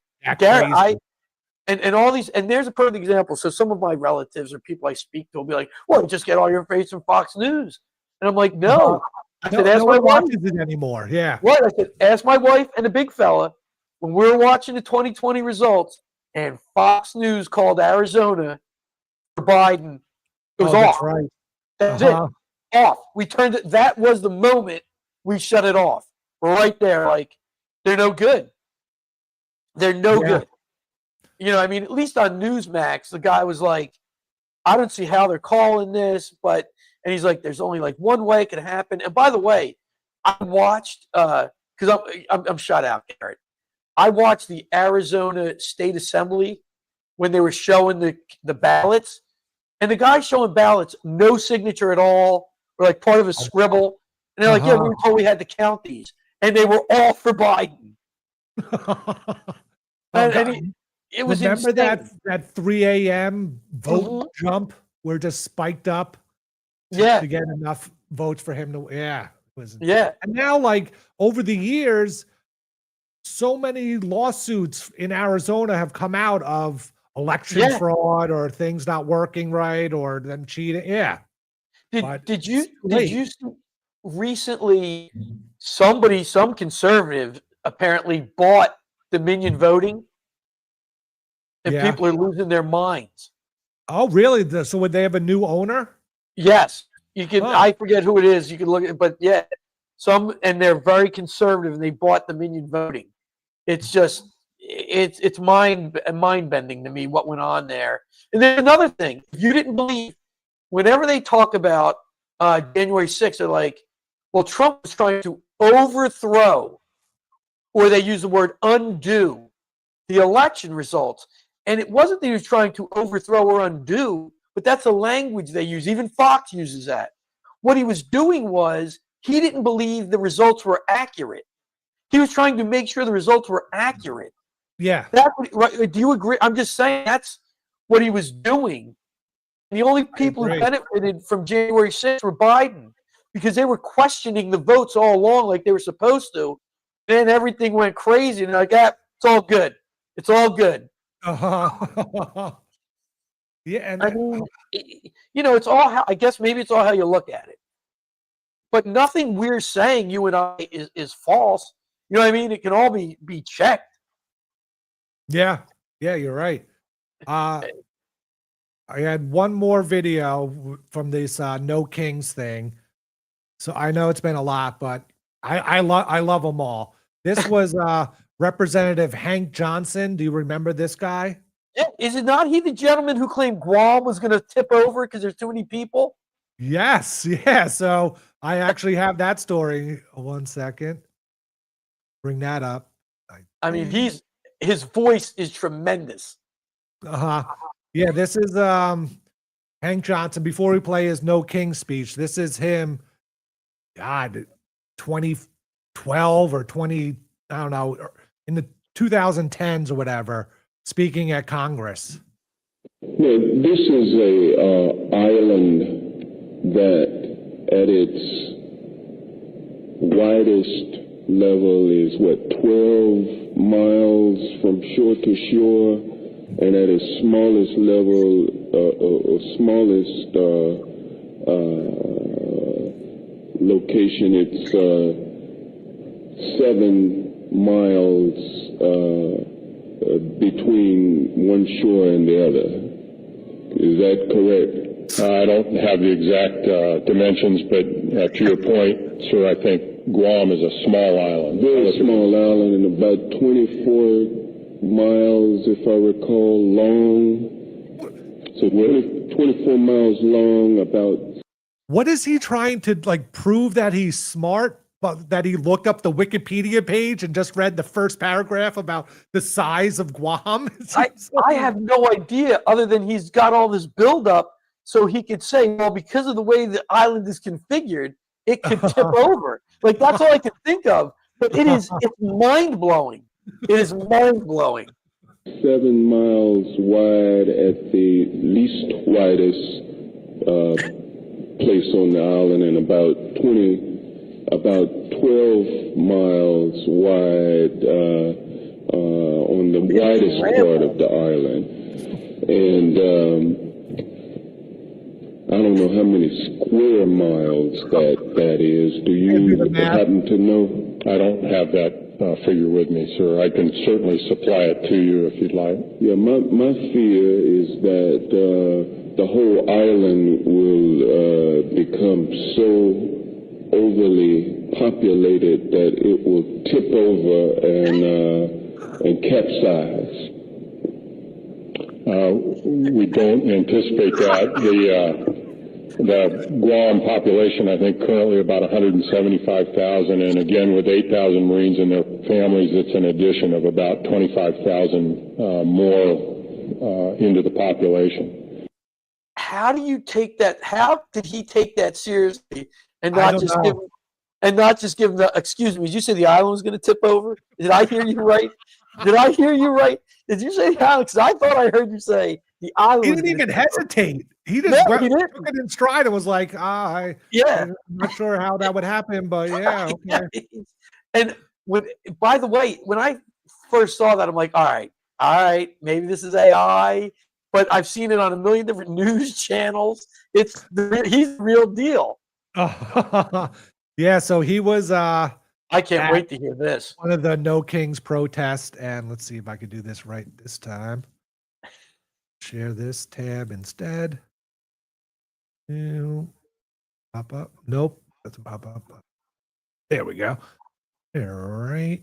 And is that him in the hat? That's him in the hat. Jesus. Not in the yellow vest in the hat, though. That's the guy with the white shirt. Oh my God. To assemble and peacefully protest. Yes, sir. And we're using our voices to do that. And so, in so doing, ladies and gentlemen, we are exercising the attributes of the beloved community that Dr. Martin Luther King Jr. aspired for us.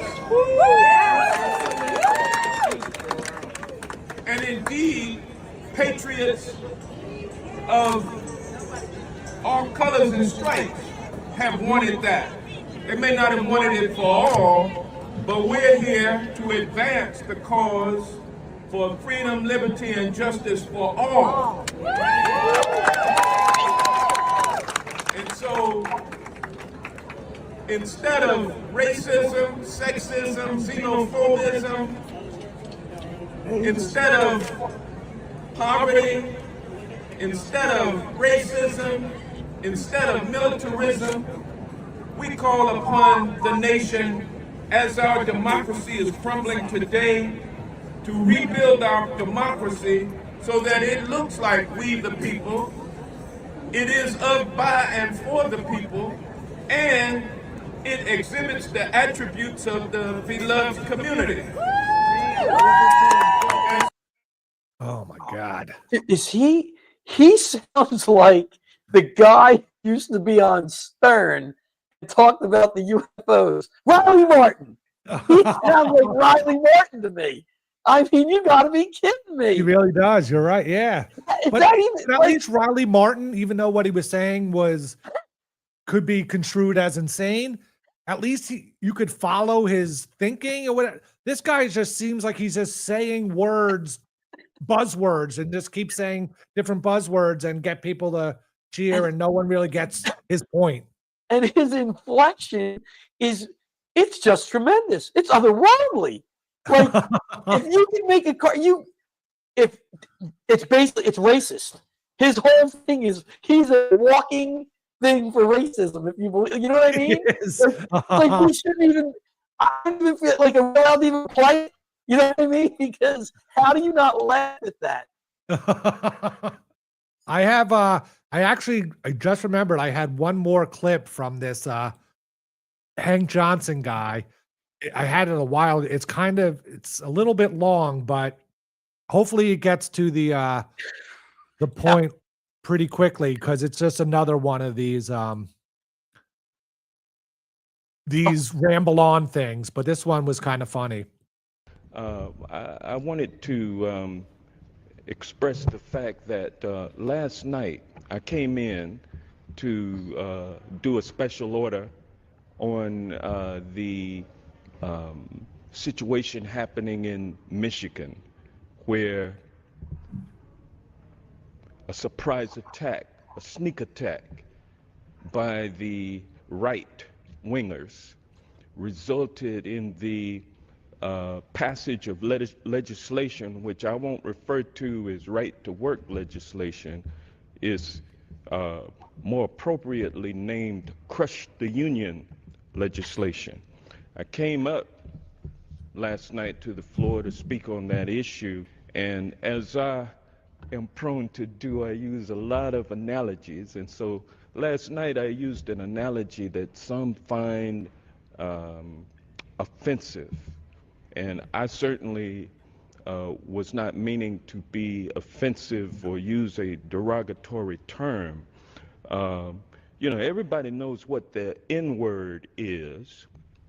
The N-word, Mr. Speaker, is used to describe a group of people.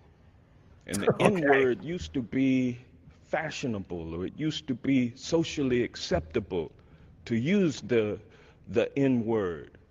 But now, we don't say the N-word, we refer to that word as the N-word. And hold on. I had never heard of the M word. Now, what do you think the M word is? MFer? What? Dude, I got no M. I don't. Representative Shankowski, the M word. It's a word also that describes a group of people. And it at one time has been commonly used as a descriptive term. It was at one time socially acceptable. Have you figured it out yet? To my discovery, just within the last 12 hours or so, I have found that the use of the the use of the M word. Midget? Midget, yeah. Are The you clip kidding goes me? on and on about him explaining how the M word, and he didn't mean to say midget. But he just... This is a perfect example. Midget. I've been called midget, shrimp, anything for a short person. You run midget, shrimp, you half pint, whatever you want to, you know, anything. And it's midget. You got to be kidding me. By the way, I wonder, So I wonder, I saw that he's from District 4 in Georgia. I wonder if that's one of the districts that may go away because of this recent Supreme Court hearing. They just had a Supreme Court hearing last Wednesday regarding these 2 voting districts in Louisiana that were created just to have predominantly black districts. And if they rule that Louisiana doesn't have to do that, then that would go for everybody, and they can all get rid of, if the states wanted to, they would not have to draw districts or any districts that were drawn simply to create, racial gerrymandering, they could do away with. So I wonder if it would be a crime. It would be a crime to take this man out of office. I would hate to see it. I would hate to see it happen, but I'm just wondering. So you being a former civics teacher, does that have to do with redistricting and all those things? Because I don't really understand what that is. So the deal is there's 435 members of the House of Representatives, right? And that number doesn't change. It's set. So they have a census every 10 years. And based on that census, like if New Jersey, let's say, loses a certain amount of people and they move to like Florida or wherever, New Jersey may lose a representative and Florida or wherever, Tennessee might gain one. So New Jersey would have to redraw. Never get higher than 435. Right. So New Jersey would have to redraw their voting districts to account for the one they lost, and Florida, wherever, would have to redraw. But so that's what they are. So I think New Jersey has 14. But so the big thing with the illegal immigrants is they had your population. And if they had the population, they keep you with the amount of voting districts you have. So California having all those illegals, if they don't get counted because they're not citizens, then it would change where those seats are, which is something they don't, nobody wants to talk about that, but that was sort of the idea. Yeah, because the last census they did, that they always do this, but when the last time they did it, they count every person in the state, if they're legal or not legal, it doesn't matter. And then they base the population off of that, and that's how many representatives you get. Right. And the last census was done in 2020 during COVID. And there were all sorts of issues, shenanigans, whatever you want to call it. And that's why, like, Texas is just redistricting now because the states get to redistrict. It's not set in stone that a state can only redistrict after a census. You know what I mean? States, they can redistrict whenever they want. And generally, they redistrict after they have elections for the state assembly. Because if the state assembly flips from one party to the other, that party wants to redistrict to try and ensure they stay in power.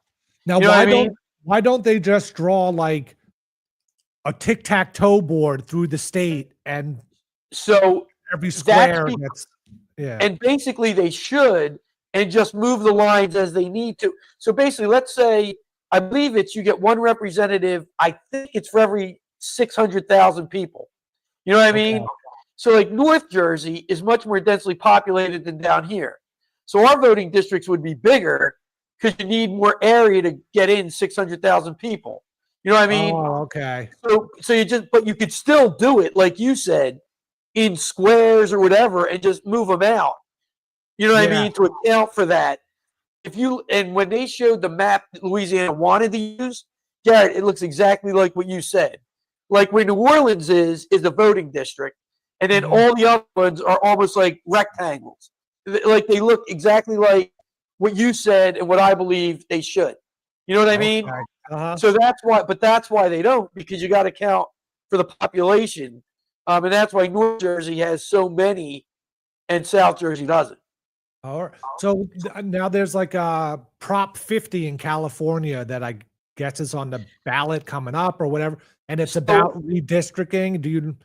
So my understanding is California, and like I said, this is a state by state thing.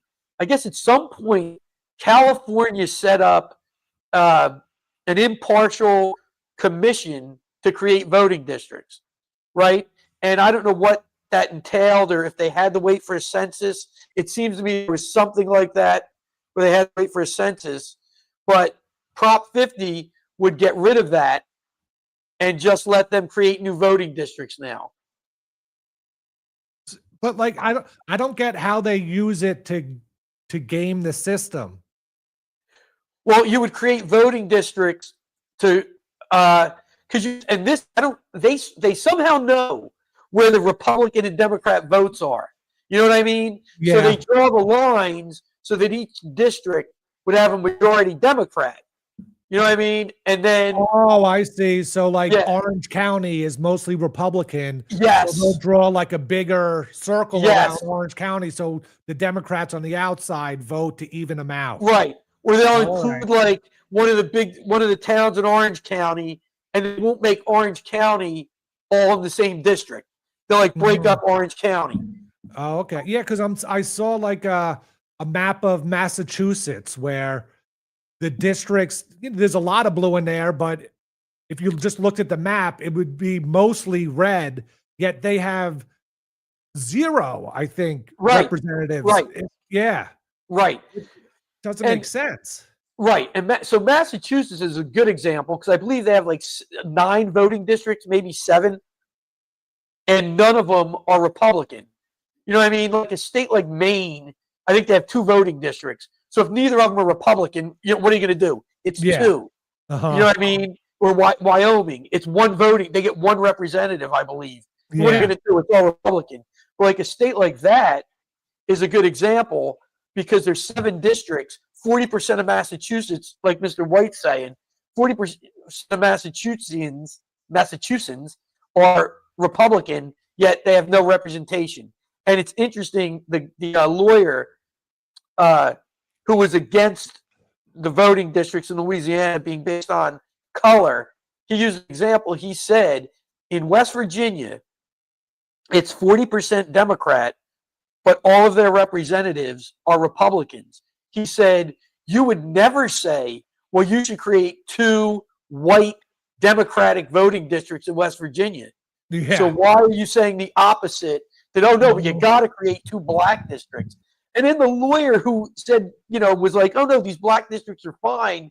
She was like, well, it's proven that whites will vote for black whether they're Democrat or Republican. I'm like, so no, I'm like, okay. I mean, no, none of them sat in the back of the class, Jaquan. My God. I got to say, and the school I was in was like a third white. I'm not going to say that.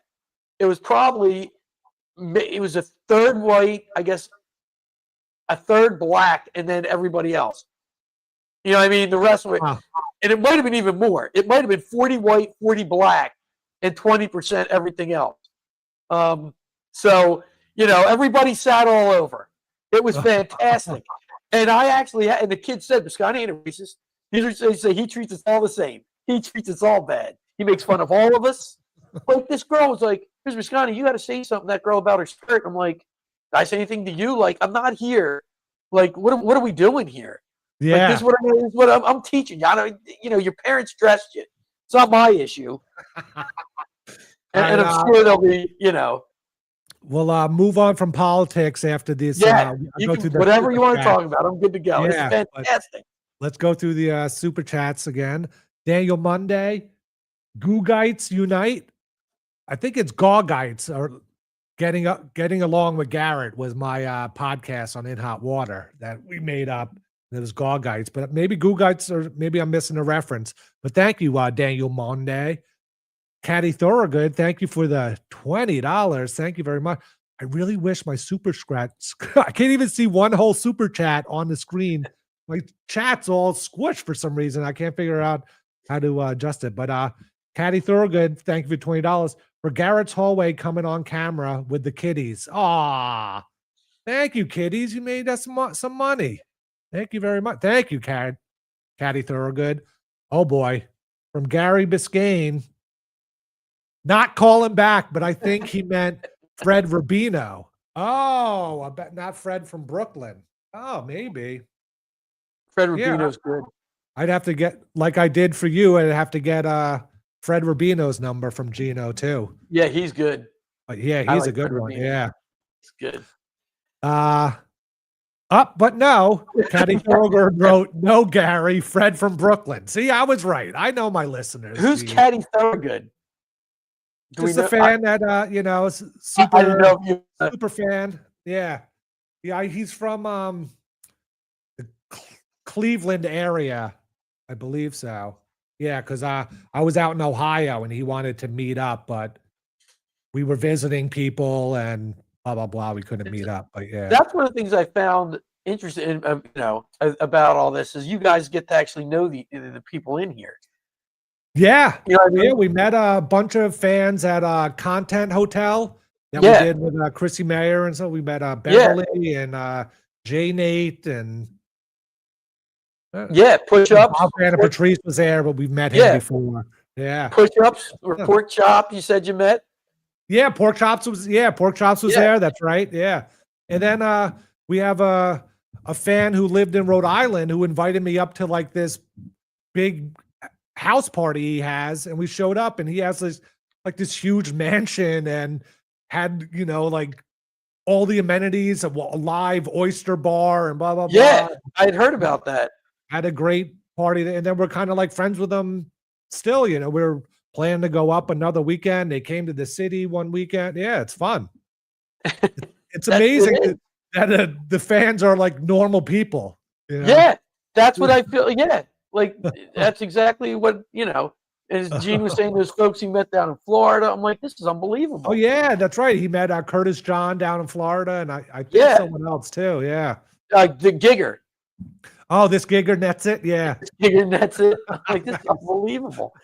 who follows my golf scores? Like I was listening to the he's football the one night, yeah. And he's like, he shot a 45th, and I'm like, holy crap! How's he know that? Like I just entered it. I'm like, I didn't know he could do that. But thank you, Caddy Thorogood, for the super chat. Next one. Thank you, Jonathan Mardukas, for the $5. Garrett, like the record show, Peter just said Geno stained his bed sheets. I don't know that they were stained. They were befouled. That's for certain. So foul. So foul. I don't want. I can't, it's foul thinking about it. But you see how I've lived. You see how it's been. It never stopped. It never stopped. And he found it amusing the whole time. Now, did you ever let Geno's distraction of your parents benefit you in any way? Like you could sneak out or do something that they wouldn't notice because they were paying so much attention to Geno? They were. I don't know that they were paying attention to him. I don't know that he was doing it for attention, the lunatic. When I went to college, I said, remember how you'd always know where I was and what I was doing? They're like, yeah. I said, well, that's over with this one. You don't know. He ain't going to. Like the wind, like the fart. You ain't gonna know where he is or what he's doing. So, good luck. I'll see you at Thanksgiving.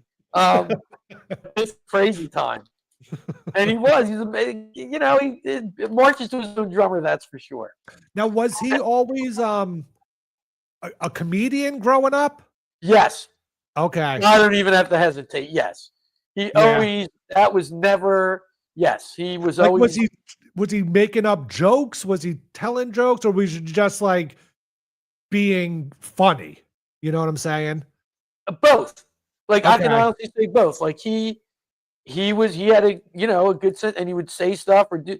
Yeah, it was both. It was. He was funny. I mean, did your parents find him funny? Yes. Oh, and wow. my mom, particularly, if either of us did anything funny, if either of us did anything funny or said anything, she'd like say, all right, stop. Let's do that again. Like she absolutely encouraged the crazy, So it was, I mean, like Gene says, we grew up in you can call it Norman Rockwell on the farm. It was fun. Mm-hmm. But yeah, when does Geno start being funny? That's a good question. I mean, he finds himself, nobody thinks Gene's funnier than Gene. That is a fact. Oh, that's for sure. That is 100%. He calls me up every week after he does the Geno's picks. Yeah, at some point during the week, and then tells me his favorite jokes from the Geno's pick. But he doesn't have to because I watch them all the time. Yeah, yeah. I mean, absolutely. He calls me. What do you think of this? Or he'll say something. Yeah, he's been funny the whole time. Did your parents take you guys to see comedians? The Or was only stand-up comedy really wasn't like a The thing only at the time, right? No, I say the only comedian we went to see was Billy Crystal. Okay. Went to see Billy Crystal at the casino, and it was what I found really funny about that. It was in Atlantic City, and it was in one of those rooms with like you'd have the circular booths. Yeah. You know what I mean? It was real old school, late 70s, early 80s setup. And I remember Billy Crystal getting up there, and he's looking around. And he's like, "Oh, good! I see a lot of kids in the audience. This should be fun." Like, and we were in like probably in high school, maybe 8th grade high school. I mean, we always wanted to see Don Rickles, but never got to see it. Never got to see him. That would have been great. I mean, yeah, that's that would have been Geno. Geno's Don Rickles light. Yeah. Like just like the insulting comedian, but it's funny. No one takes offense to what he's saying because we love Don Rickles. Yeah. But I'm trying to think who else. We didn't have like the comedy albums. You know what I mean? We didn't do that, but like Letterman was funny back then. You know what I mean? Billy Crystal's a comedian. He was a stand-up comedian. Yeah, the stuff he did on Saturday Night Live was fantastic. You look. I mean, I don't know. I mean, they're the comedians I remember, but I guess on one of the channels they were running Eddie Murphy's Raw, and I was watching it. Oh my God, it's still hysterical. Really, it held up. I thought it held up. Yeah. Okay. I thought it held up. That was the leather outfit, right? Yes, it was a leather outfit. It was when these Italians go watch. It was when he said he saw Johnny Carson and it took half. So it was that one. It was good. Okay. All right. Next super chat, Jaquan G. Max, is it true you made your black students sit in the back of the class? Oh my God, you did? I answered that. That is not true. Not true. Not true. Edie Conti chiming in. She's still at Steve's house having friends look after her. Just sent in $2 and says, "I miss my boyfriend." Oh, I miss you too, Edie. Everybody. Thank you very much. Yeah, me and Edie get along very well. I have to greet her first when I come through the door. She runs I don't know what to call. She, like, if Charlie comes to say hi or whatever, she'll run in between us and be like, no, you're petting me first. Yeah, get out of here. But thank you, Edie. Caddy Thorogood with the $2 super chat. Thank you very much. Thank you for remembering where I'm from, Garrett. You're welcome, Caddy. I hope I got it right. I was scared. I'm always afraid I'm going to get it wrong and then people are going to be mad at me, but no. Gina Marie, thank you for the $2. Great to see the greatest Bisconti. Love you, Loadzzz. Thank you, Gina Marie. And Gene's, you know Bob Levy. Yeah. So when I forget what we're doing, and we went and see Bob Levy. And Gene's like, Bob Levy meets me, and he goes, "Oh, the funny Bisconti." And Gene says that all the time. Like, oh, yeah, funny one. I remember now. Now, when you saw Bob Levy, did you see the Blue Cheese Act? Yes. Yes. Garrett. But at the end of Bob's show, he would call up a female from the audience, and I never saw it, so tell me if I'm wrong. He would pour blue cheese down their ass and then lick it out? Yes. Yes. That is not incorrect. That is as seen by these two eyes in disbelief. It was him. I believe the show was him, Jim Florentine, and I forget the other guy. But at the end, Beetlejuice was there. Oh, okay. And they were asking Beetlejuice questions. And I'm there with my buddy. I'm like, can we laugh at this? This is awful. And all Beetlejuice, the question could be, "Beat, what's your favorite color?" And he'd be like, "Hey, go fuck your mother." And I'm like, what is this? I mean, this is unbelievable what I was seeing. So I saw him eat the stuff out of the girl's ass, and then that came up. Like, at what point did we move on to something different than stand-up comedy? Yeah, well, he was a Stern guy for a while. Bob Levy was, and obviously Beetlejuice is. So yeah, you get all the Stern fans, and they get excited to see Beetlejuice. They just Yeah. heard him so many times. A lot of times you didn't even see these people.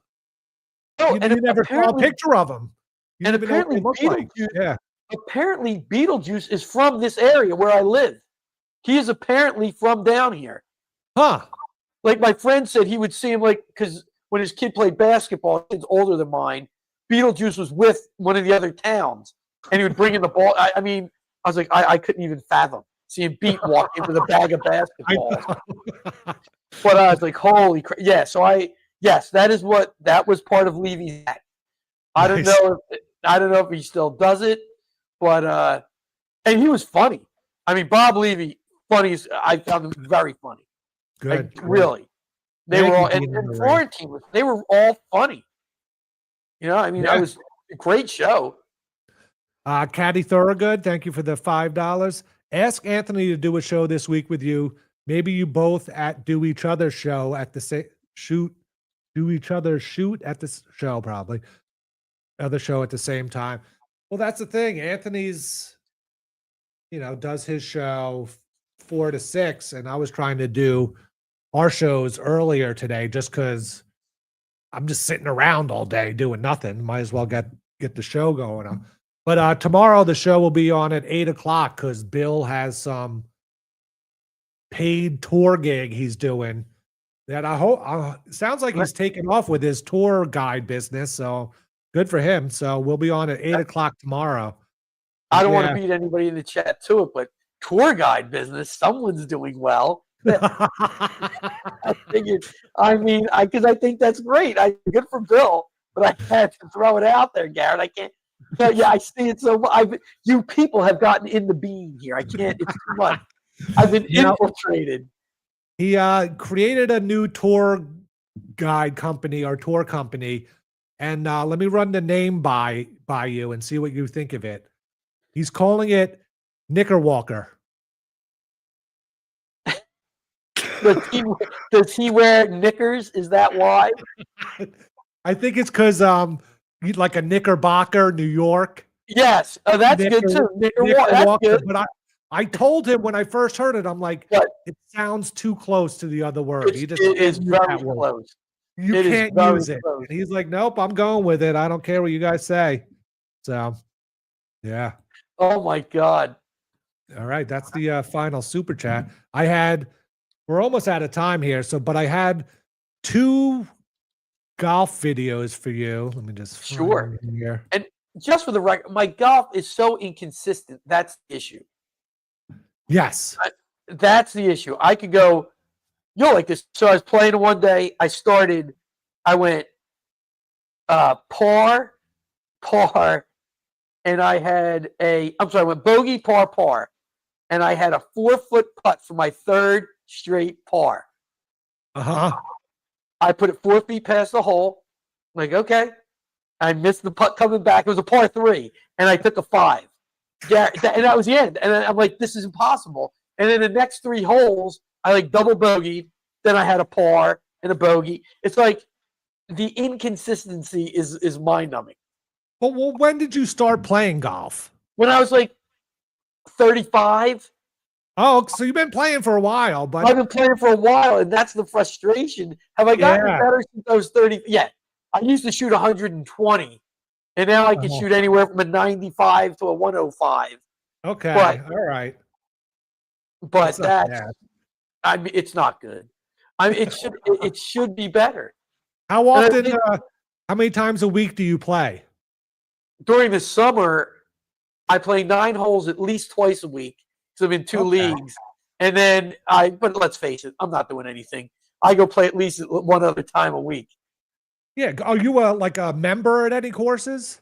No, I don't because then I feel like I'd have to go to that course all the time, and I like a bunch of the courses around here.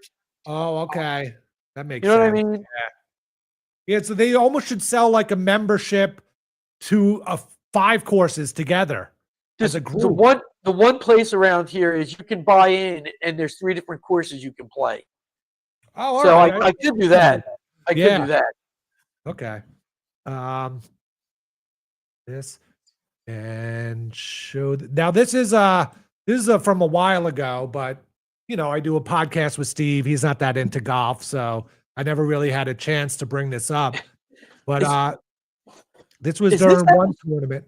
Is this episode 250? This is, yeah. I am absolutely. I saw that. I am honored. Yeah. 250, and we're hitting in the 250 quarter of a century. Yeah. This is, oh my God! What are the chances? Fantastic. So this putt maybe kind of reminded me of you when I saw it. Here we go. What an awkward putt this is.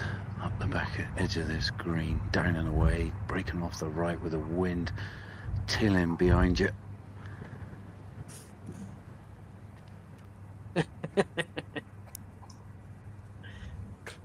Yeah, It's still going. It's me. I love the English. Unbelievable what I've just seen there.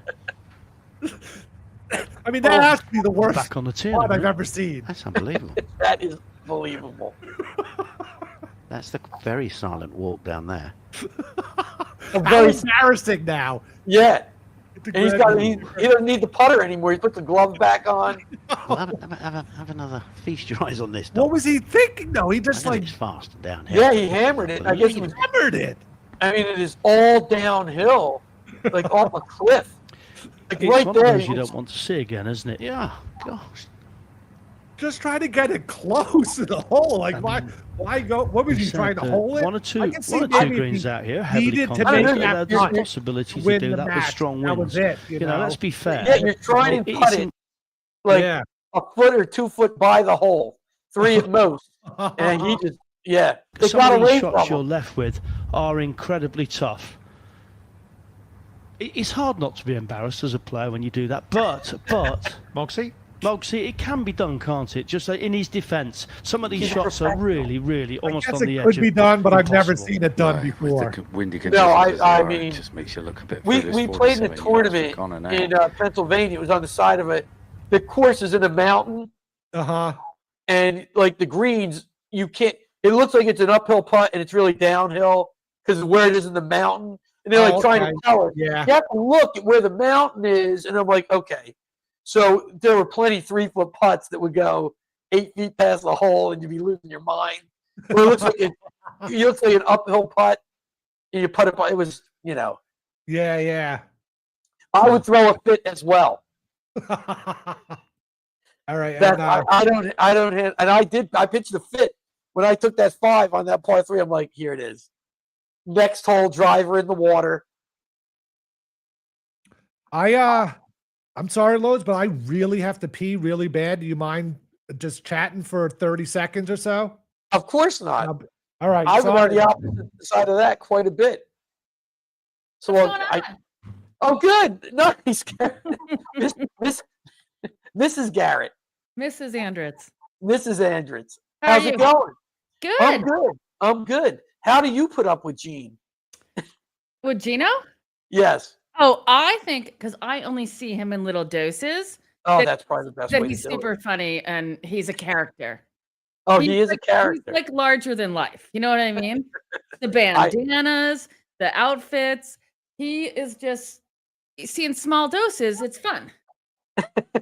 As opposed to your whole life, it's a bit torturous. So now, where do you live? South Jersey. Oh, okay. Yeah, not far from Cherry Hill. About an hour outside of Philly. That's a nice area. It is. It is a very nice area. I have friends in North Jersey, and I'm like, when they come down here, as soon as they pass, I think exit 8, they're like, we're in the woods. What is down here? Because it's great. It's great down. Well, I took Geno and Keanu to a Giants game recently, so they were good times. I heard. I saw it. Yeah. And the Giants won. The Giants won. Win. Although I'm a Patriots fan, so. They're back. I know. They're back. Patriots, big win. Big win last week. Are they in first place now? Because they are. Yeah, they are. Yeah. Sorry about that. No problem. Hold it to the end of the show. I had like 2 minutes to go, and I'm like, I can't. It's so oh God, I gotta go. But There's no problem. We got one more video to go, the golf video. Now, this is the opposite of that horrible putt. This is, now I'm doing, 1 second. So bad. I see those legs moving underneath you, and I thought you had to go to the bathroom the whole time. And here we go. Okay, now this is a more amateur play, but here's a guy putting, and he Good. That's not good. Oh my god! Oh my god! Can you believe that? That is nuts.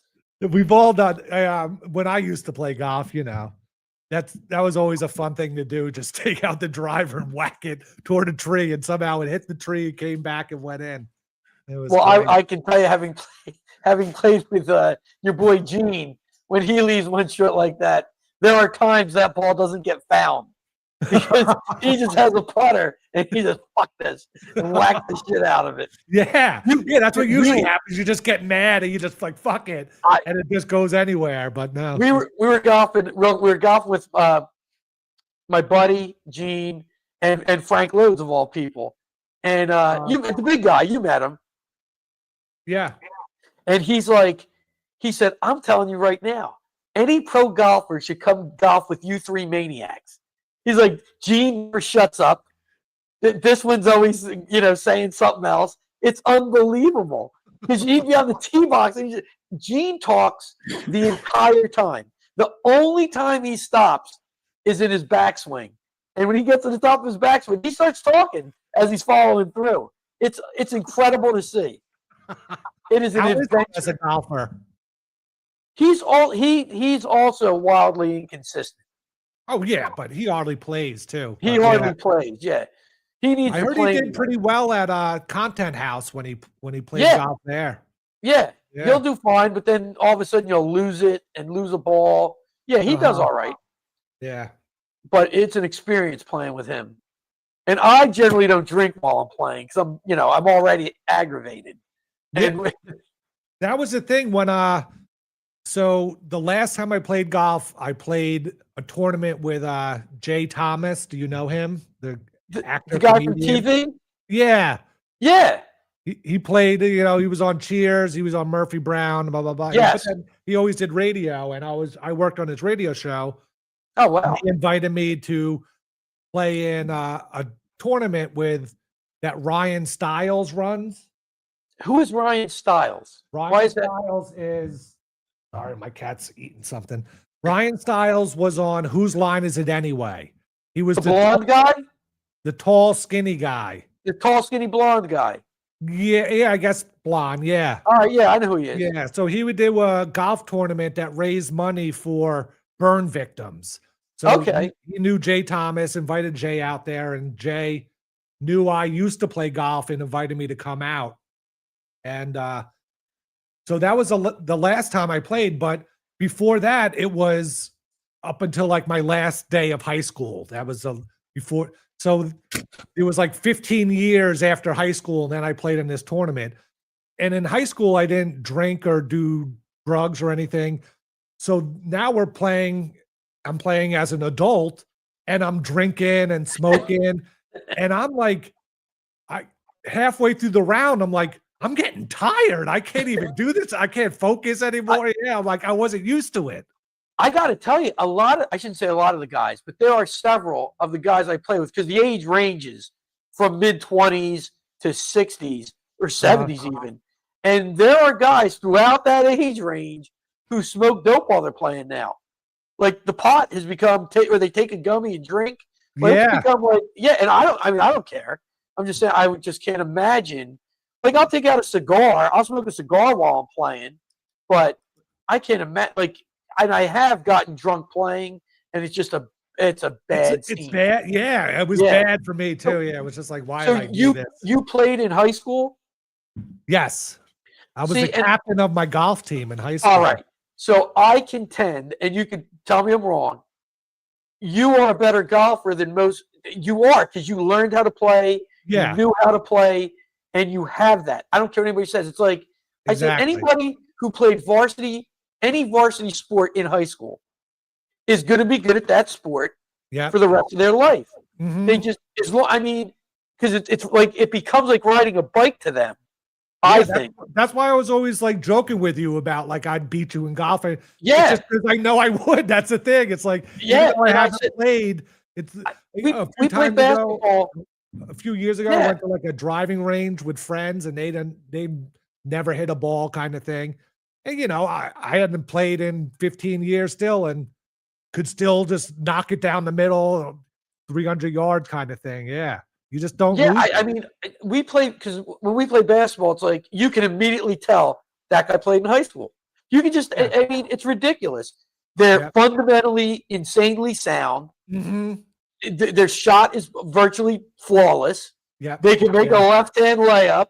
It's like that guy played. That guy played. You know what I mean? It's just, it's so obvious.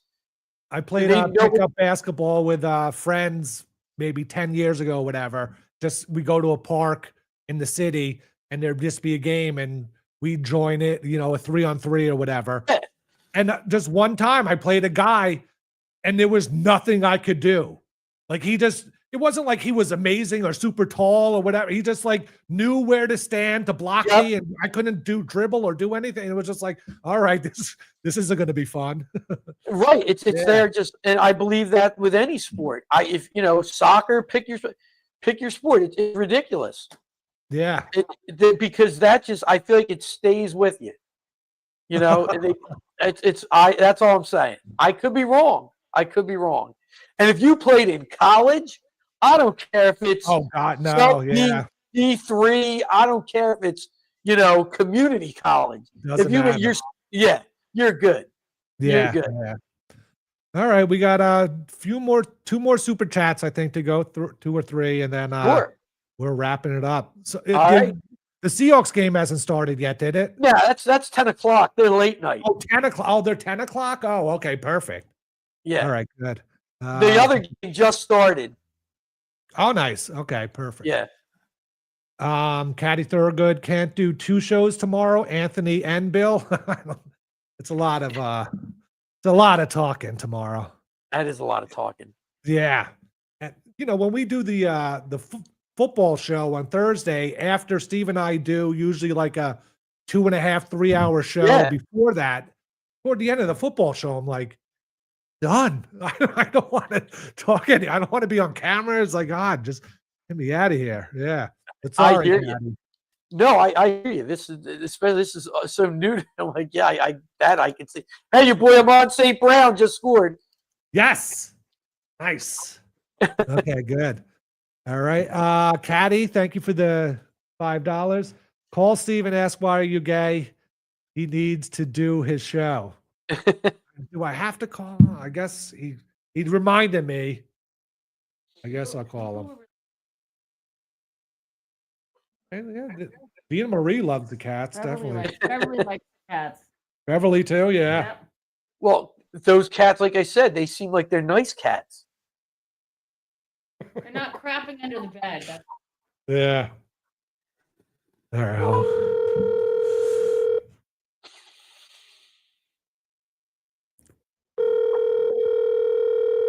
Don't pick up, please. Don't pick up.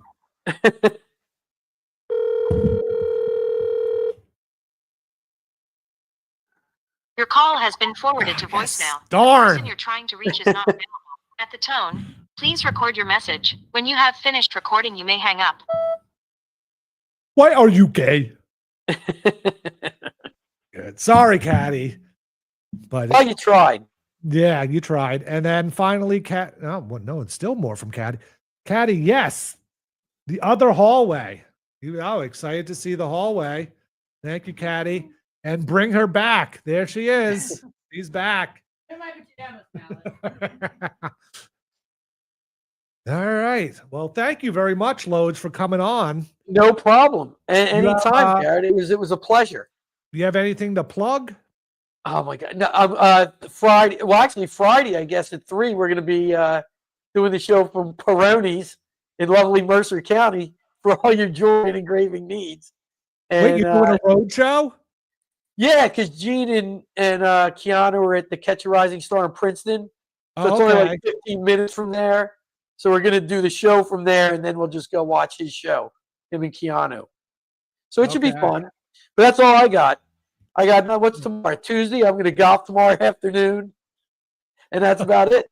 Have a great week, everybody. Awesome. Well, yeah, thank you very much for coming on and doing this. And thank you. I appreciate what's that?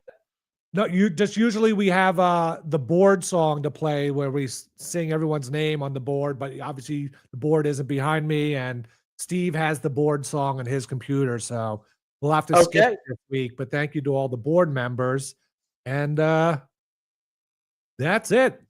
Thanks for being watching. here, Loadzzz. We'll see Thank you you, soon. Garrett. Thanks for watching, everybody. Bye. Bye.